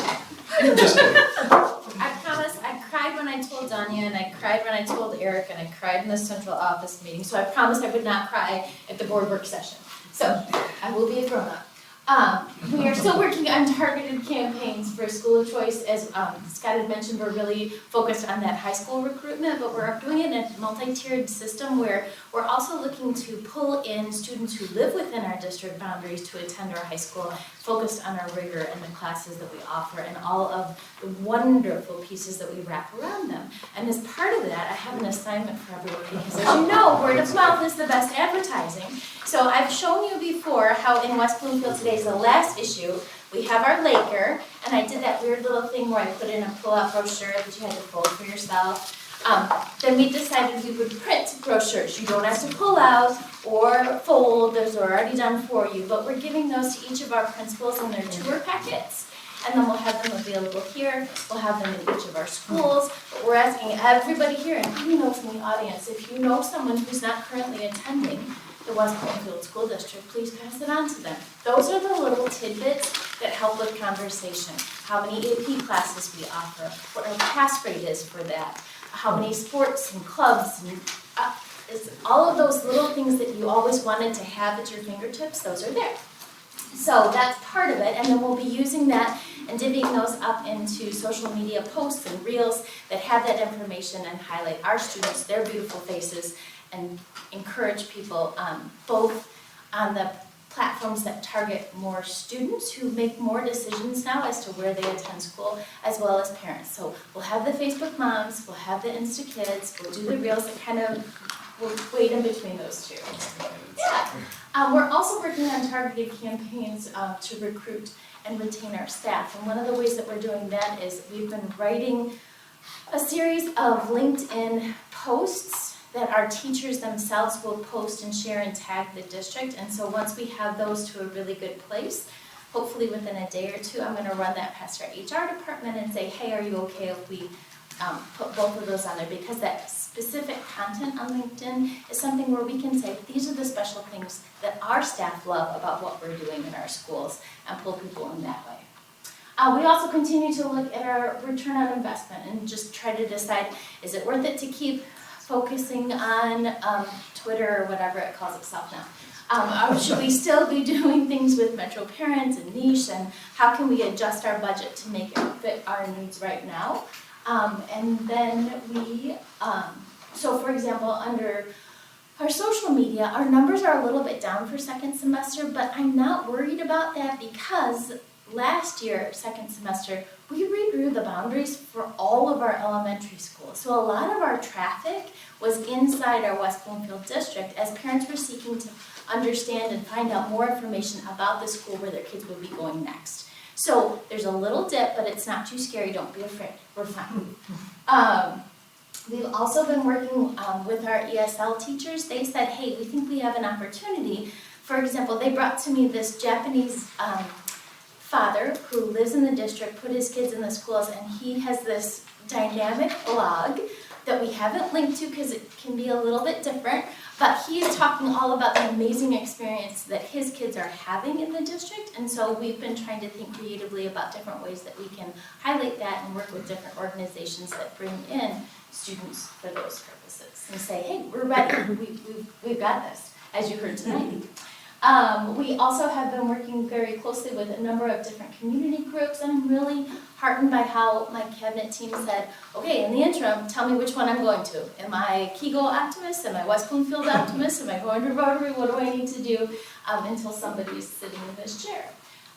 We also always partner with the library and Parks and Rec. And I have to say, I went to youth assistance last week for the first time, and that was just such a heartwarming experience. So if somebody hasn't been yet to that, it is a night that's worth going to. And one of my favorite parts was when a teacher was describing the student that she had nominated, and she was talking about how the student was just coming in and had just started to learn the language and how she was teaching her language to the kids in the classroom. But what really struck her was the pure joy the first time she saw snow. And it was awesome. They'll fade. Yeah. But you could see the joy in that little girl's face, and it was so exciting, and her family was so honored to be there and have somebody celebrating their child. So the gamut of the different awards and why children earned them was just absolutely heartwarming. So that's my plug for that. We're also continuing to work with the West Bloomfield Educational Foundation, and we have a structure now of activities that go throughout the year. And Andrea loves a good spreadsheet, so Andrea and I have been working on who's responsible for this, what's the timeline, what materials do we need available for it, and so there are several different things throughout the year that we have spread out with each member of the West Bloomfield Educational Foundation assigned to it, plus a due-by group. And then I would just say that the next issue of the Laker is at the printer. It will be out the first week of June, and I'm so excited about all the things that are in there to celebrate. It's just really fun. So, thank you. Thank you. This is a really well put together. Isn't that great? Sure. Thanks. Really Jason sharp. Nauman was amazing in helping with the design, and he went through several iterations, and then we took it to our principals and we said, okay, what are we missing? What didn't we have? What do we need more information on? So for example, Learning Services had some great recommendations. Our Student Support Services said we'd like to have this focused on, so it was a group effort. And my little 6-year-old girl, wait till she's 16, wants to drive me. And last but not least, operations. At our last quarterly report, we were not finished with the transition center, and I'm happy to report that we are now finished with it. We had a wonderful ribbon cutting, which was amazing, and thanks to Becky Fannin and her advertising, that was probably the most people I've ever seen at a ribbon cutting. That was truly spectacular. And what's awesome is I was there a couple weeks ago doing some punch list reviews, and they're starting to bring some of the students in to introduce them to the space, so they'll be ready to start in the fall. As far as Ashiko Elementary School, if you've driven by it, you can see it's going up really fast. In fact, today they were setting the structural steel in Area A, which is on the far west side of the building, and it's really starting to move quickly. They're also putting up the walls in the gym and the cafeteria. But what I really want to talk about with Ashiko is how cool is this? So in the Learning by Design magazine, which is a national magazine, we were selected by a team of architects to be honored with the 2025 Outstanding Project for Unbuilt Design Excellence. Now think about that. They're not picking it, it's learning by design. They're not picking it because it's beautiful, they're not picking it because it's large, they're picking it because it's an amazing learning space that we're creating here. It's going to be world class, and we're already starting to get national recognition, which is pretty cool. Now, past March, TMP came in here and did a presentation on the CTE, STEAM, and also receiving area spaces, and also Doherty Elementary. At the time, those were in schematic design. We've since moved over to design development, and we're already starting to pick finishes and stuff, so we're very close to being at the construction phase. So later this summer, I'll be bringing to you some bids for the high school STEAM, and then in the fall, we'll bring you the bids for the Doherty project. The high school STEAM project is right now slated to start in late fall, although we're still hashing out the final project schedules with TMP and with AUK. And Doherty, of course, is going to start in June of 2026, and it'll be finished in June of 2028, which is super exciting. And Doherty will be an equally amazing building as Chico. It's really coming along well. And then lastly, the middle school artificial turf project. We are starting that next week, and that will be done by the middle of August. And obviously that's going to give us year-round access to that field and really improve the safety out there, which will be a great project. We're really pushing the team. We've got a lot of work happening, a lot of work coming up. Some of the other smaller projects is we're doing elementary LED lighting retrofit projects. We're working on those designs right now. We're working on a secure vestibule for the current Chico Elementary, Abbott, aka Abbott. So we'll get that rolling. We are going to be upgrading all of the drinking fountains throughout the district so that we are in compliance with the new Filter First law that's going to take an effect at the end of next school year. So we'll be ready for that. We're also working on the HVAC systems at Gretschko. We're going to be replacing those. And as you know, as I bring to you continuously, we're making improvements to all the kitchens throughout the district. In fact, we're going to be meeting with the consultant next week to look at Gretschko and Scotch to see what we can do to actually expand those kitchens and be able to provide those services to the students. Thank you. Great job. Nice work. That concludes our presentation. Well, that was nothing. That was amazing. Those two schools are amazing. And if you go to the site and you look at Doherty, you'll see it is really far back deep. And you can actually climb over fences to get to see the stuff. Who's done that before? I don't We are, you've investigated somebody. Well, thank you, Scott, for preparing the quarterly. Yeah. Like we always do, we review all of what you're working on, what the whole district is focusing on each quarter. And I look forward, and I know the rest of the board looks forward to seeing the data that will go along with it in the future dates, so. Thank you. Well done, thank you. Yes, well done. Thank you. Do you want to say anything? No, I think nice job, that was really, yeah, that's great. The deal's not, we did the stuff. Oh, yeah. You didn't call me. Oh, I'm sorry, agenda item number 7. Sorry, President. Student Family Handbook changes for 2025-2026 review. Mr. Eric Whitney will address the board. Thank you. It's always a busy time there. I'm sorry, Dr. Bazzi, I don't have this one. I have it right here. Who has it? I was reading that. It's up to you. You have it?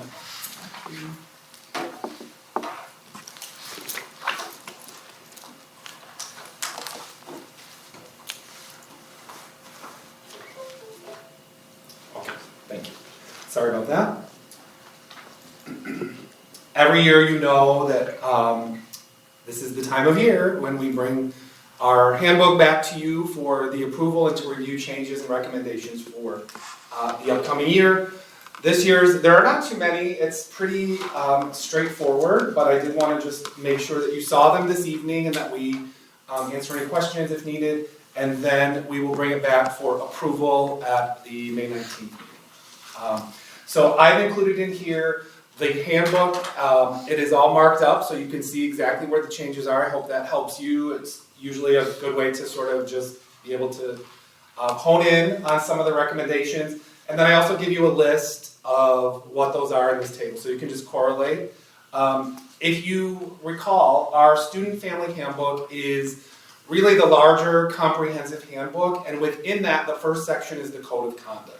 The code of conduct is, you have board policy that requires that we review that every year, that we bring it to the board. That's really the part that needs approval, is the code of conduct in there, although we house that within the student family handbook. Hopefully that makes sense. My favorite part of the updates is that it has a brand new cover and layout to really align with our branding, and it looks, I think, pretty nice. So it's getting a little upgrade in terms of its look, so I'm really happy about that. And then on the cover, we always will be updating the date when the board adopts it, so that it is clear when we start distributing that. In the welcome letter, I'm just going to run through this list very, very quickly, just to highlight some of the changes. In the welcome letter from the superintendent, we've updated that. That's normal. We do that from time to time when we want to update that message. Obviously, the directory of schools gets a little update this year because the transition center is moving to a new location, so it has a new address there. In the student code of conduct, I want to bring your attention to infraction number 29, which is on page 20. This change it used to be called scholastic dishonesty, and if you recall in your board policy updates, you had an update to policy 5500. So the change in this infraction is just to align with the policy updates that the board made. So now it's called academic dishonesty, and it's out of alphabetical order, which does drive me a little crazy. However, we want to keep the numbers consistent because they correlate to the code that we use in PowerSchool, and when we look at data about a discipline, we want to make sure that it's consistent. So we're not going to change the order, even though academic dishonesty should be at the beginning. Oh well, I can live with it, can't you tell? All right, also in the code of conduct, on pages 22 and 23, there is a new section that also aligns with your board policy 5500 that you adopted on the use of artificial intelligence and natural language processing tools. So that is a direct correlation to your policy. In section 2, which is now getting out of the code of conduct and into more of the handbook, we have on pages 30 and 31 just an update. We don't call it an IEPC anymore. That's an old, outdated term. It is changed to the correct terminology that we use, which is an IEP team. Section 4 in our academic programs and services, there was a reference that had been in a previous policy at some point. I don't even know if it was in the most recent policy. However, in 5460 that the board has looked at, there is not a STEM endorsement, so that part is taken out. On page 40 as well, in 5460, there is, if you recall, the update that you just recently made to include the FAFSA graduation requirements. And then the last thing is on page 57 in the annual updates. We take that section and we also send that out separately in addition to being in the handbook so that parents are updated with their legal notification and rights. We've updated the eligibility requirements for free and reduced price meals. It should say reduced price on my list and free meals, so I'll see a typo there. Thank you. Anyone have any questions or comments? I have one, just because I'm sorry, I was not even on the right page. That's okay, we could read along. Sheesh! There's a lot of discussion in the legislature on whether they get it done by June or not. I don't know about, cell phone and personal devices and earbuds and smartwatches and all that. Where the House and the Senate, I know they're vastly different right now. But if that has to be done by the start of the school, if they pass that and boards have to adopt a new policy by the start of the school year, how is it gonna impact you? I know it's digital, so. Yeah, it's easy to do. We'll bring it back if we need to, and you can approve an updated version. I think it's no problem. And I guess mine goes along with that, with AI coming more to the forefront. And I know I saw in an update, Johanna's working on some of that, right? We would update it as, right, we don't want someone just to write a paper using AI, but there are tools that the teachers can use and assign, so that covers it, so that as long as the teacher is using it, the kids are okay. Okay, thank you. And that is directly from your policy. So it's correlated exactly to what you adopted. Thank And I do think that policy is gonna evolve as AI Yeah, for evolves. Yeah. But we did, and in fact, when we talk about open schools budget, there is a large portion of open schools budget that is going to be working with AI within the school district, supporting school districts. So that'll be interesting as well as we move forward. Perfect, thank you. Okay, if there's no more questions on that, we'll move on to agenda item number 8, which I know Eric is very excited about. I am really excited about this. He's been So working on excited. this for a very long time Yeah. with this team, the employee hub. So a lot of people didn't know that we were working on this. It was kind of behind the scenes, but it's been a huge labor of love, and it's been a ton of work. But I'm really excited to share it with you. I think you've seen in my weekly updates here and there I've mentioned it, but maybe you didn't really know what it is. So I want to start it off this way. Usually I'm standing up and it's very animated, but I'll try to keep it. Dr. Bazzi, I'll try to keep it under wraps. However, I think it is you're going to get the whole show, but I'm going to rein it in a little bit. We're going to start, because there's a theme song for this whole presentation, and we're going to start with that. So it's going to set the mood. I didn't check this out. Okay. We all know the song, right? You want to listen to the whole song? All right, so we're talking about a little revolution of its own sort in the way that we do human resources in our district. And really, I really do believe this is revolutionary. I do believe it is really going to change the face of our HR department for our school district. So I'm really excited tonight to introduce you to the Employee Hub. We have a logo, we have branding, thanks to Becky and her team. And really the Employee Hub is everything you need to navigate Laker life. So this is really major in our HR department. So did you know, I bet you did not know, that it's been more than 20 years since we have made a significant investment in our HR infrastructure. So the systems and infrastructure that we use in HR have not been updated. I would venture to guess it's even longer than that, but that's about as far back as I can trace. And I have to believe that investment in our infrastructure looked like buying another file cabinet, probably. Right? That's really what I think it was about. So this is a long time coming. I can't help it. I am who I am, right? So it's a long time coming, really, in our department. So what we're envisioning is what I would call a more modern HR department, and doing things in what are really like the way that it's done today. What a more modern HR department means to me and to our team means that we're going paperless and online.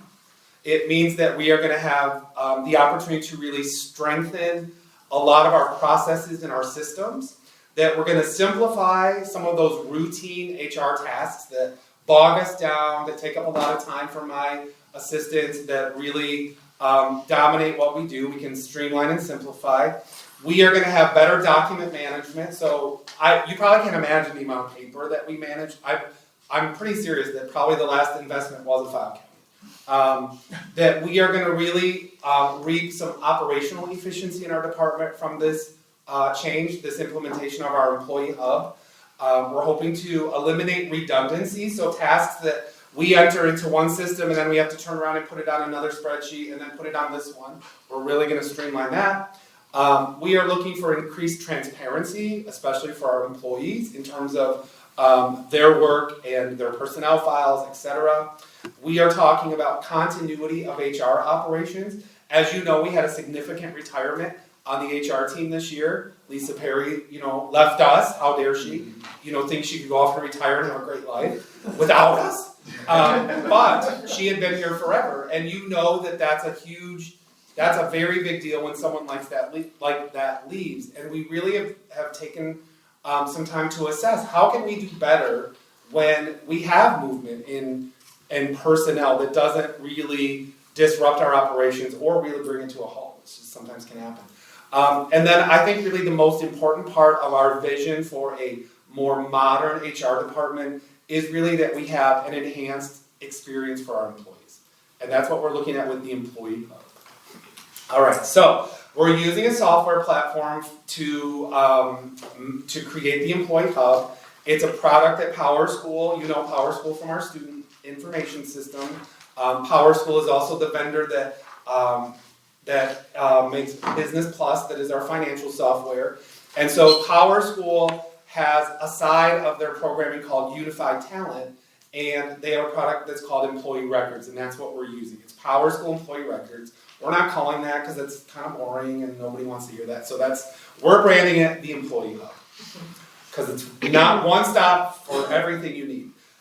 So right now, the Employee Hub, we're really focused on 4 big ticket items right now in establishing the Employee Hub. We've been building it kind of behind the scenes. Like I said, nobody really knew a lot about what people are like, what have you been working on? I can't believe this. So we're really focused on 4 areas. One of the first is really about digital personnel records. So those file cabinets full of personnel files, employee records, are going to all be digitized, and they will not be on paper anymore. We're also looking at the Employee Hub for our new employee onboarding. So it's hiring season, you know, we're starting our hiring for next fall. And we want to start onboarding all of our new hires in the Employee Hub. Instead of that, you get a paper packet right now when you come to West Bloomfield School District to start a new job. And it's probably twice this thick, and you have to sit there and fill out all the forms. And so we really want to change that. If you talk to anybody, my own kids are of the age where they're getting jobs, and they don't do it. They're like, what are you talking about, a packet? Like, everything is online. So onboarding is a huge part of this Employee Hub that we're going to take advantage of. We are also we'll be establishing an employee self-service center, and then we're also going to manage our employee contracts through the Hub. And I'm going to talk about each one of these for just a second. All right, so digital personnel files. Let's start there. So that's one of our big projects. It's going to provide employee access. So, of course, as you know, in the law, people have the right to see their personnel file. Now, if they want to see it, they make an appointment, they come over, they sit with me, we show them. It's fun. Not too many people do that. It's rare. But employees will now have 24/7 access to information that's in their personnel file. Not everything that we keep, because there are some things by law that have to be maintained separately, like medical information, for example. But they will have 24/7 access to what's in their standard personnel file that they are allowed access to, like their evaluations or their attendance or any disciplinary letters or anything like that that might be contained in there. That access also allows their supervisor to have access to certain pieces of information, so previous evaluations, etc. And then our HR team, I can't tell you how many times I need something from that file, but I'm not in the office. And so I have to wait until I get back, until we can get it out, go looking for a piece of paper, and pull it out. So our HR team will also have full access to personnel files. When you look at someone's personnel file, like this is a picture of mine, what it would look like in the system, there are different folders that contain different segments of their personnel file. Those folders we control by allowing different security access to them for the people that need them. So, for example, there's one that says medical. Nobody has access to that except for the HR team, because that's not something that under the law we are to share with anybody.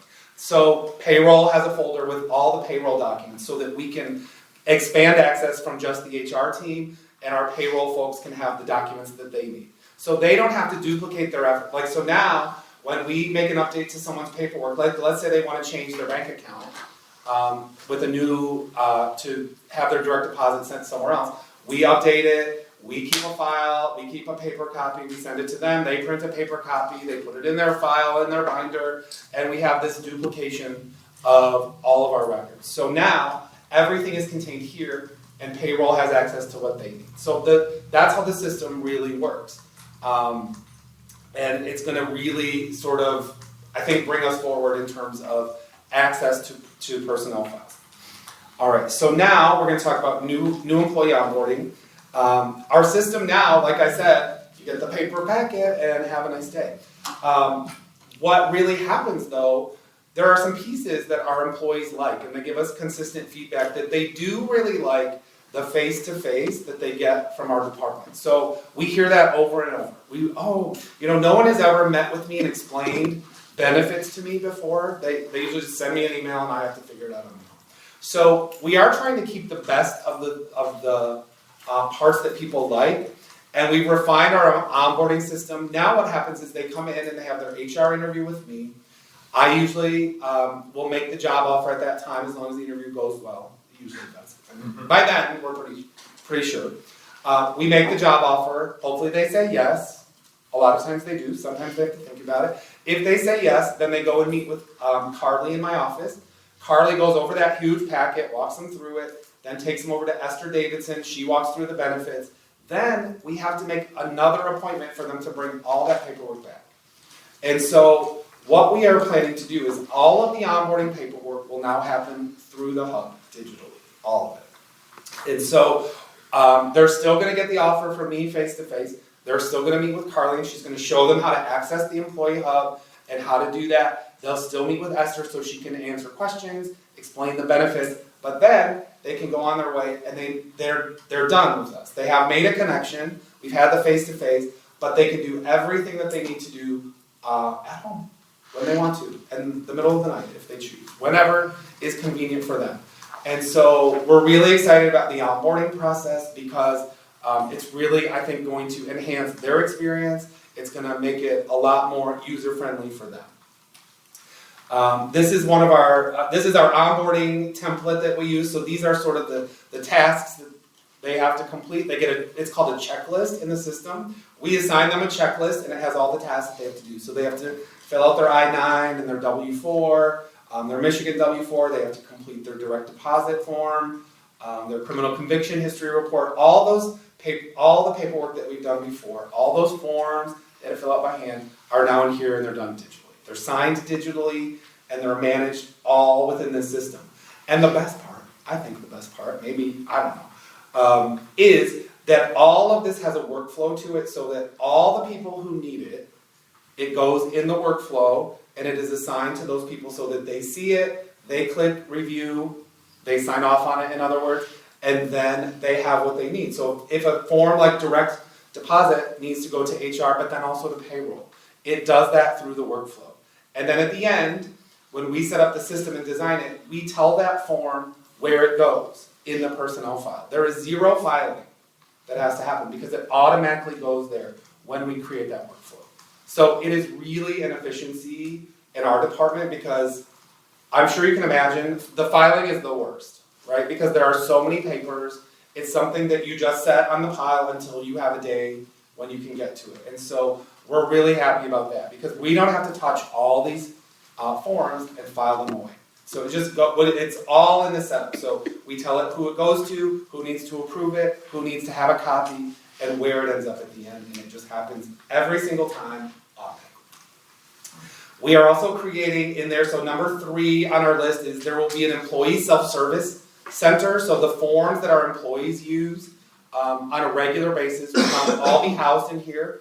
And the employees can initiate them themselves. They can go in and say, oh, I want to apply for the teacher enrichment program reimbursement, my TEP funds. They can use this form in here.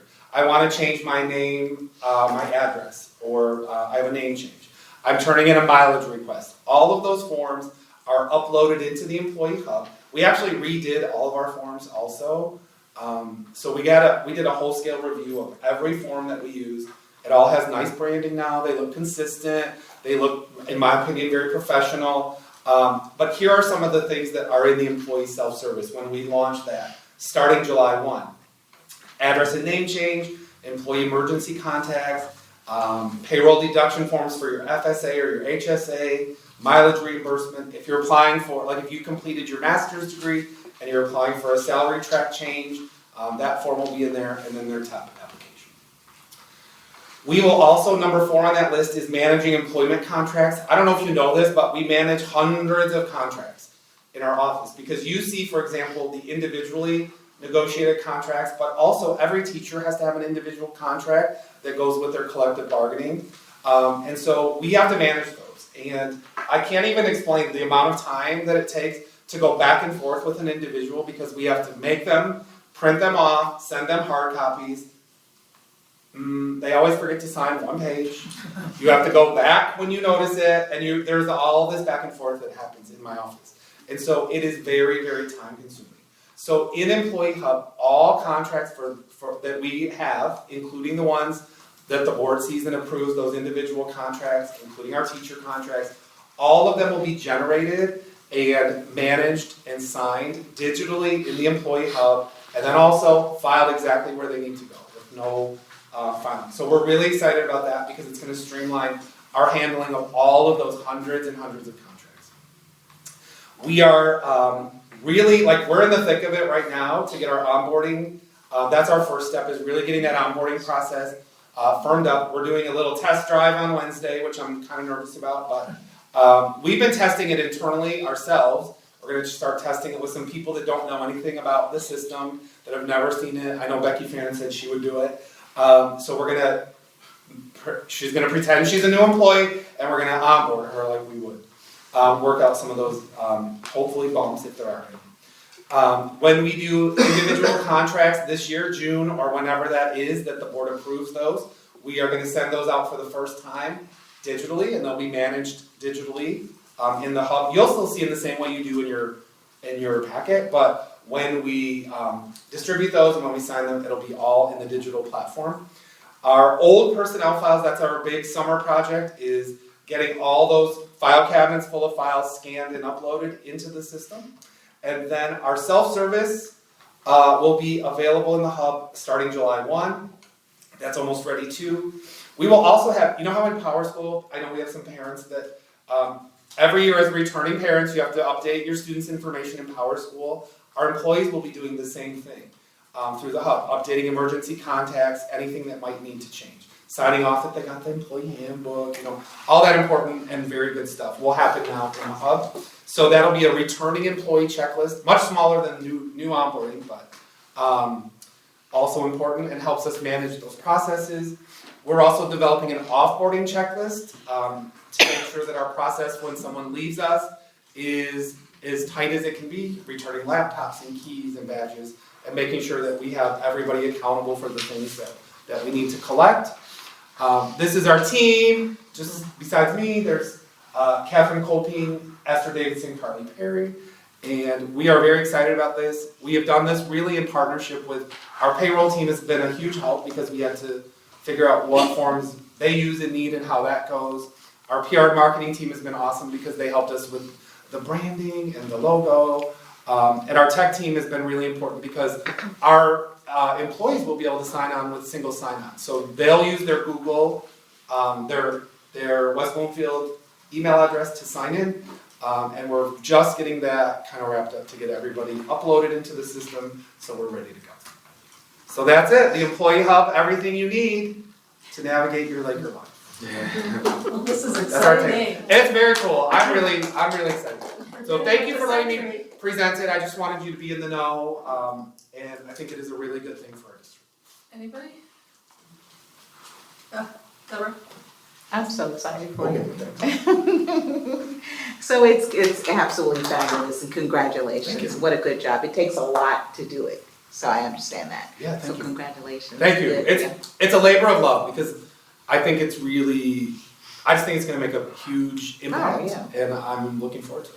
Definitely. I do have a couple questions. Okay. First of all, the slide deck is not in. You're going to get it. Okay. I didn't want to spoil the show with the music and the stuff, so that was me. But Liz has them and she'll upload them. Okay, sounds good. So let me ask you, on the software, is there a chat feature? There is not, ironically. Okay. There is a help, they can, a little, well, sort of there is with PowerSchool, but it's not. Helping. Okay, and then also on the offboarding checklist, is there a survey that's built within? Yeah. Great, all right. Yeah. Thank you so much, what a great job. Yeah, thank you. Excited for you guys. Thank you.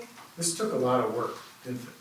You spent, It's a lot of hours. How long have you been spending on this? We've been working, my team and I have been working since December. And we schedule a session for 1 or 2 hours every week, and we just work on it, and then Everybody gets homework and they do their work. Since everything's coming together, now you have more room for more file cabinets? We're trying to clear them out. Good job. It's amazing. Just I'm just blown away. It's I'm a lot of surprised, work. I mean, it's one of those things that you would think that just everybody already was there. Yeah. But the work that goes into it, we've always obviously been in catch-up mode because of the way our systems work and the way schools work, so. I'm glad that you took this on and had a great department that can support you. They're awesome. And I think it's gonna be amazing for our Yeah. employees, so, I think thank it is you. too. Yeah, you're welcome. My pleasure. Well done. Thank you. Well done. Oh, did you have something? Yeah, I did, sorry. I love it. Work smarter, not harder. This summer, it's really harder. Cause you've gotta upload it. My quick question about Power School, I know that there was a data breach. Yes. And so just making sure that our staff's, It was the first question that we asked them when we started Perfect. working on Okay. this. Wes Prescott is you've met Wes, Yes, our yeah. our tech leader. And he took the reins on that because he speaks that lingo and I don't speak that lingo. Like, there's a lot of acronyms and words. But first of all, their data breach did not happen on their talent side. So that's one piece that I think we can be assured of. And we addressed that right away because it is really important, obviously, that is secure and that we can be, confident. perfect, thank you. I appreciate that. Thank you so much.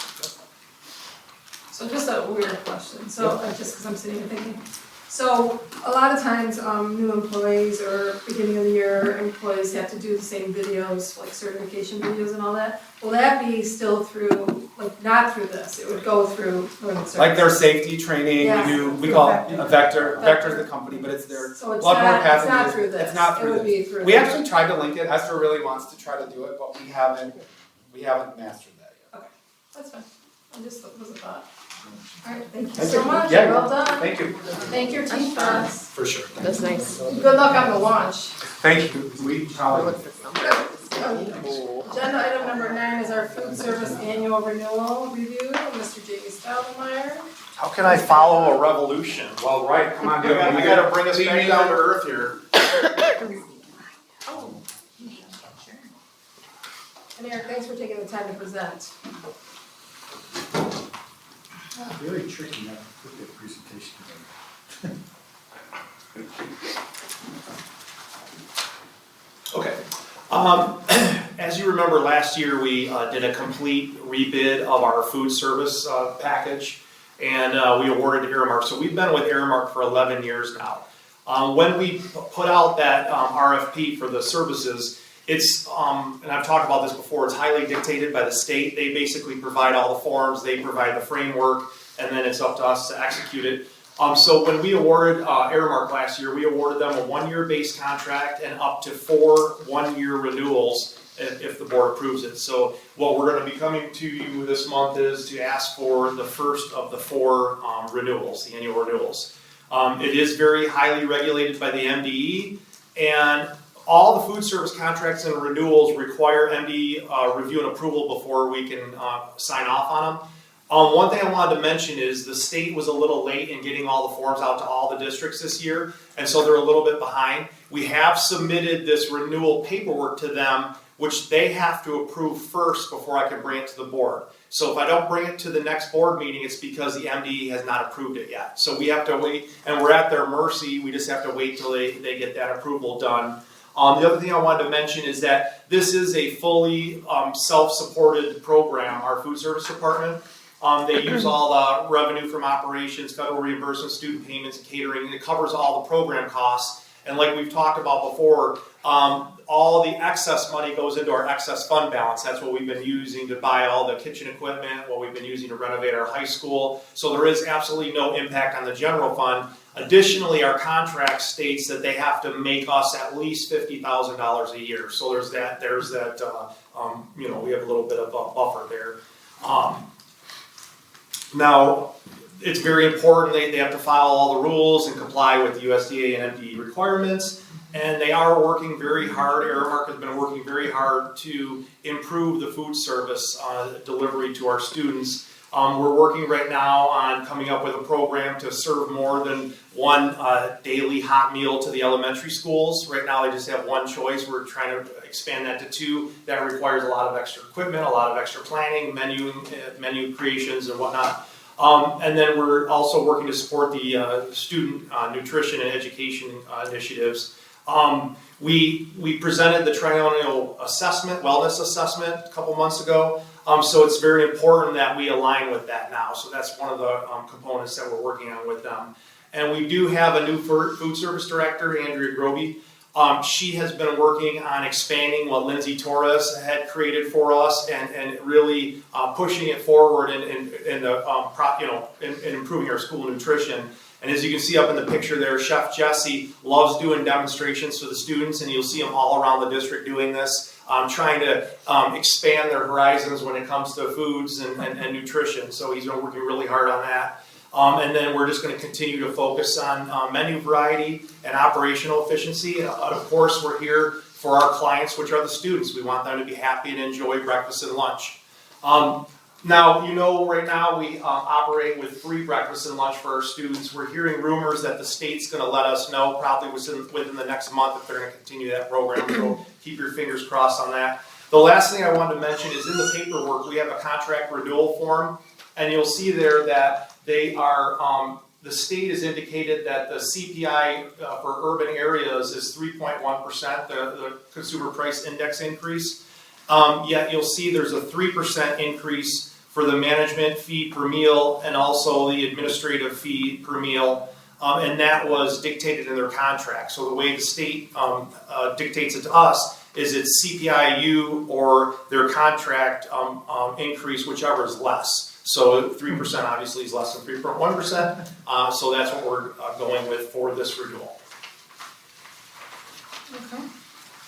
So Jamie, if it's not here by the 19th, the first study session in June will be a special meeting? We can push it up to the regular meeting. Yeah, we'll figure that out. Like it's, Yeah. whatever, They're usually whatever pretty- timeline you need, they're we'll usually be able to. they're pretty good about it, but they've just been backed up lately. They're slow. Yeah, the second is already a special meeting because Okay, the so bond the- sale Mhm. is at the end of May for Series 2. And we have to bring that to the board after the sale of the bonds. Right. So you have flexibility Mhm. for the next few meetings. Okay, does anyone have any questions? I'm liking the idea of another hot lunch selection. Oh, definitely. Yeah, I think the elementary kids will appreciate And that. I'm hoping that the community has seen improvements in the meals over the last 2 years. We've been working really hard at that. I know they love the bread better. And the fresh veggies. That I've heard about it, that I've heard about, so. Very good, anybody have any questions? All right, thank you Jamie for your work on that. Appreciate it, and now number 10 on our agenda is the Oakland Schools General Fund. It says fiscal year 25, but it should say fiscal year 26, right Nancy? Yeah, our agenda should be switched to fiscal year 26, but Ms. Nancy Hoover, Executive Director of Financial Services, will address the board.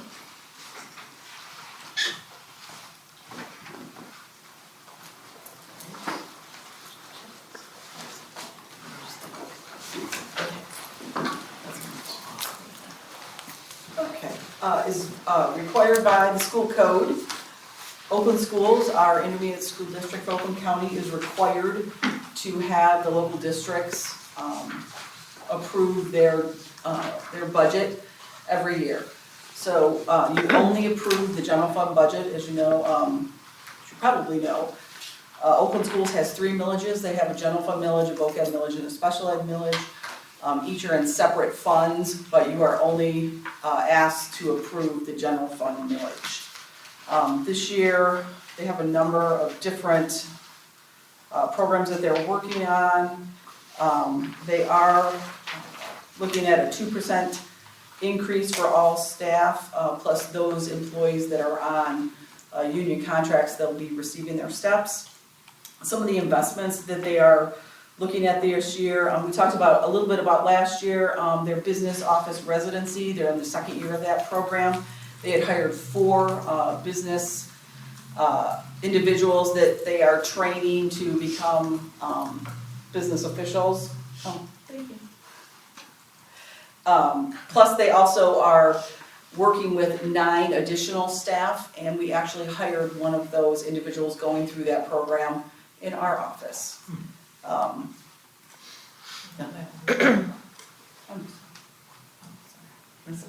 You're fine.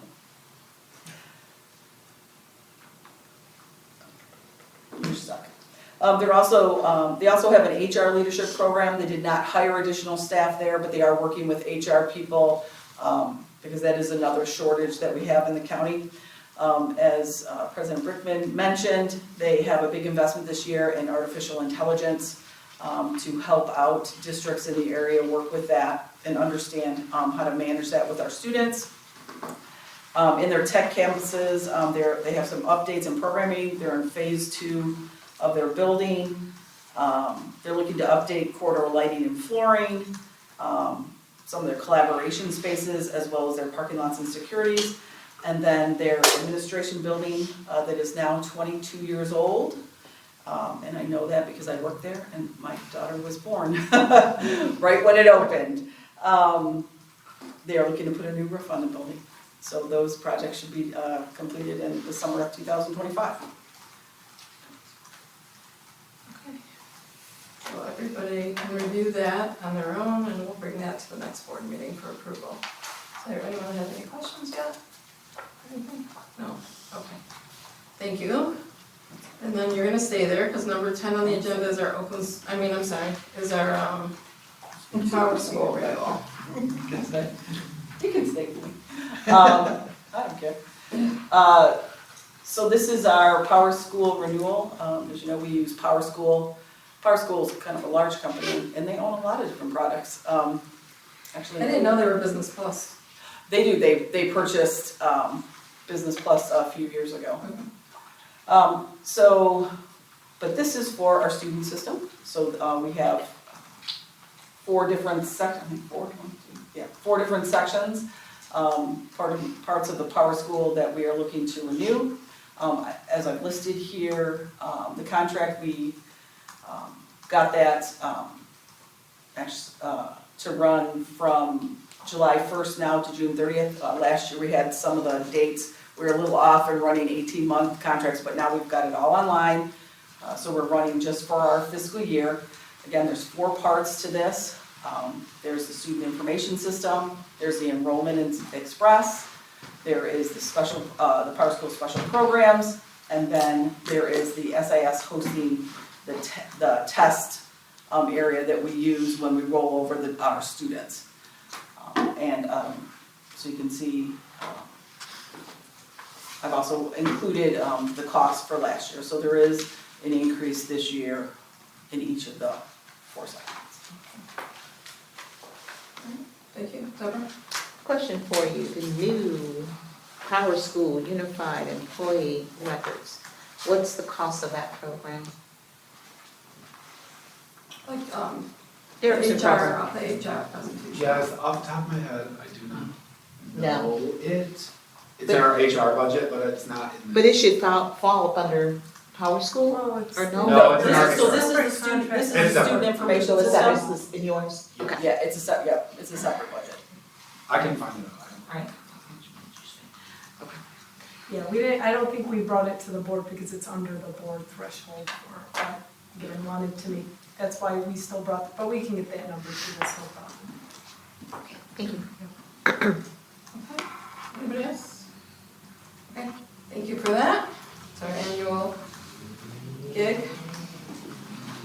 And then, one more thing, well, 2 more things. Agenda item number 11 is our budget development book. Is that one? I I thought the other one was I think it grew by an inch. What? Got bigger. It's a Is it the same it's size? it's a better binder. It is a book binder, it's big. It looks different. I know, Yeah. it does look bigger this year, I'm not sure. Yeah. So this is our budget development book. This contains information on our entire general fund budget. So, the first couple pages you'll see, in the first section, there is a little bit of information. It's showing our actual information for 22-23, 23-24. It shows our first amended budget, and then where we're currently projecting our second amendment budget to be. As you go through each of the sections, these sections are by function, which is what we're required to develop our budget as by the state of Michigan, they require those functions. And in each section, you will see a summary of the expenditures, and then behind that is the detail of every line of each. So really, I would really try to focus on the summary. I think that's really where you're gonna get the best information. A couple of the sections have actually additional information spreadsheets that has always been a part of this book. Those areas are some of our, like the International Academy, where we send students to the Bloomfield Hills campus, as well as LOC, our Laker Opportunity Center, and then our Oakland Early College. And then those we present showing you how much revenue we bring in for those programs and how much the expenditures are for those programs. So just so everybody understands, like the codes that Nancy mentioned, those are, everybody uses the same codes in Michigan. It is a universal coding system. And then the summary pages gives you a holistic view of it. And if you're wondering, like, where would something be, that's why we give the details behind it. It's not really to go line by line and evaluate that, it's to know what's in those codes, if that makes sense, the way I'm explaining it. I don't know if anyone, does everybody understand that? Okay. So that's really what it's for. Are you laughing because I said line by line? Yeah. Deborah? So we got our ceremonial book, right? Yes. So my request would be actually, let's save a tree. Is there any way that we can put this, use technology and actually use this and put this in, one of our apps? It could be easier to use, easier to reference. Is there some, any reason why we have to get paper? Because it would be easier if we had it electronically and to save a little money, a little time. Thank you for the. Well, it was created this way. This is the way historically it's been created in the district. I know that's not always an answer, but this is well, this was what was requested, so this is what I did. Yeah, no, I'm not suggesting that you did wrong. I'm just saying. It, so. Yeah, no. So a lot of things are printed off Business Plus in PDF form, right? Is that how? Yeah, I mean, what I you're understand? You're pulling things from a lot of different things, number one. Number two, a PDF file of this size is really big and you'll have to break it up into multiple files. I think like Nancy said, this has probably been done this way for 15 years. If the board as a whole would like a different direction, I would, ask that you make that recommendation for next year and we'll certainly consider it. But right now, Nancy's working on this year's budget and building next year's budget. So, this was what the direction that was given to create this, similar to what we did last year, and that's exactly what she did. And I think you're right, the reason we do it this way, because we pulls from so many different systems. Well, It doesn't all sit together. Right. So, anyone could take this document and we could scan it in, it would take forever, and again, you'd have to break it up into multiple files, but I think the part of it that's useful is I think that's why the board made the request, so they could take notes, have it in physical form, because again, when you're looking at a computer screen, you'd have to go back and forth, so, I think there is, with something of this size, sometimes it just, again, that's the comfort level of the board and the direction. Well, I pull out multiple years sometimes, and lay them out on that. Yeah, lay out binder to binder, yeah. That's what I do. So again, this is, historically a way to do it, but in looking forward in technology, a lot of computer systems now can kind of provide this for you. So, I would like to recommend that we look at an electronic version. Again, it will give us easier access. It will give us an opportunity to sit as a group and we can just go to our different tabs and look at different worksheets. There's different accounting software, and I'm sure that we can certainly get our hands on some that allow us to pull this kind of information right into our computers, and we can pull ourselves into 2025 and doing this kind of work. So again, it's something to look forward to in the future, so we can have access to it as well. So Anybody else? I personally like it in a binder, so just because I like to write notes on it and actually flip through a budget. So I know, I think this is gonna be a conversation for next year, Yeah, it's not, like maybe, I Yeah. don't know. we can talk about it. Yeah, because we can do that with I've seen with your pad, you can certainly take those notes in pads as well. So again, it's, a lot of our financial systems nowadays do allow you to easily access the information. Yeah. As this is my first time going through it, the opportunity to ask questions on some of the data that's following it, but also if I could be identified as a trustee on this as well. It just doesn't do anything. Well, give us back your book. Oh. Now I'm looking at everybody. No, it was- What do we have? The cover sheet, it's just Miss Trustee, it's just trustee. You can give her mine. Does yours say trustee under after my Yeah, name? you can have mine. Oh, no, I was just saying, I'm like, everyone's Does yours say identified. it? It does. Oh, that's, mine doesn't. No, not, No. it's just, no, it's not the same. It's I okay. know what she's saying. I'll print, that's my fault, I'll print it again, that's my fault, I typed it. Yeah. It's just one page. It's fine.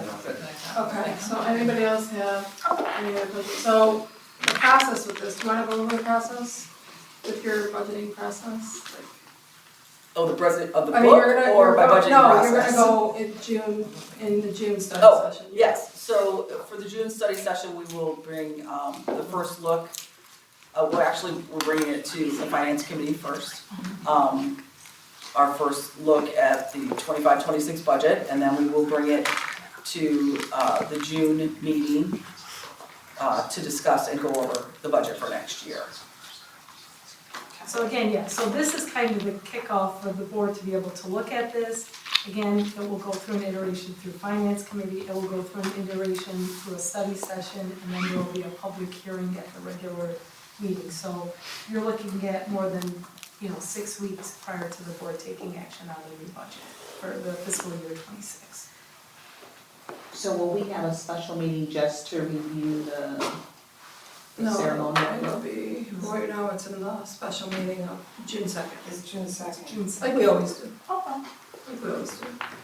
So that's why there was more on the agenda this time, to get more on the agenda for the budgeting in June, so it's just, that's how the end of the year kind of flows, so. But I was gonna say, but remember too, this budget book contains information for the 24-25 year. So this shows where we started, the First Amendment, and where we project the Second Amendment to be. And there's a little information on 25-26, but the majority of the information is 24-25. For comparison, so when you're building your 25-26, that you have some reference points and what changes. So I really, when is the, I forgot what it's called, I'm drawing a blank, the conference, the treasury conference? The revenue conference. estimating conference. When is it? It's like May, like the middle of May, a Friday, the middle of May.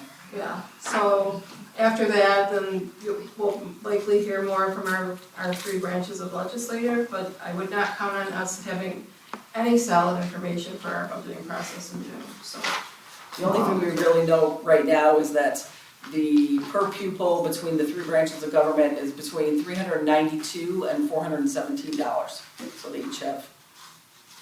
And so last year it was like around 300 and we got 0, so we always have to remember all of that, so. I was gonna say, and I like that we're being optimistic, but we also have to remember the changes in the UAAL and the MIPSers, so if they're taking away funding in certain areas and giving you a per pupil increase, that's why building a budget in June is literally an estimation based on the information the board knows at the time. That's why you make amendments to the budget throughout the school year, because your budget is heavily focused on count, it's heavily focused on the per pupil foundation allowance, and those are answers that we just simply don't have. But that's why we generally take a conservative approach to the budget. So it might not look as great at the beginning of the year, but the recovery happens because, again, you're looking at it really from a worst case scenario perspective when you're looking at it June. We're not assuming all the best and then coming to the board at amendment time saying, well, we thought we're gonna get 400 per pupil and we got 250. right? So we have to estimate, and it's a balance between, hitting that right spot so that we're investing in the classroom, through our budget. And we've always done that to where we're able to maintain a healthy fund balance and invest in our infrastructure. But plan on a very conservative budget. Correct. Yeah, and that's the advice from everybody, so. Okay, next up, number 13, next agenda item is budget to actual April, so Nancy will review that. Okay, so here's our budget to actual for April. In total, we are just a little bit ahead of where we were at the same time last year. Some of the highlights, again, our local revenue, we are slowly getting that to where it actually needs to be. You see, last year we were actually a little ahead, but that was because there was an adjustment to the budget in the second amendment in '24. So that's why it's showing a negative 0.62 there. State revenue, there's just a difference in one payment of state aid. In the prior year, they hadn't yet recorded the April state aid. They didn't record that till May, so we're off a month there. The federal revenue, last year we had our ESSER 2 money that we did not receive, so that was a budgeted item. That's why we were only at 55% at that point, but that's money we did not receive and we did not budget for, so we're hoping that we're gonna get that. Adult ed again, there was a large adjustment made in the second amendment last year to reduce the budgeted adult ed revenue, so that's why it's showing 53% remaining for last year, and we're only at 18 this year. 18 is really the point where we should be at this point with the adult ed revenue, because that's a payment, that's monies that we get from Wayne RESA, and we spend that pretty consistently throughout the year.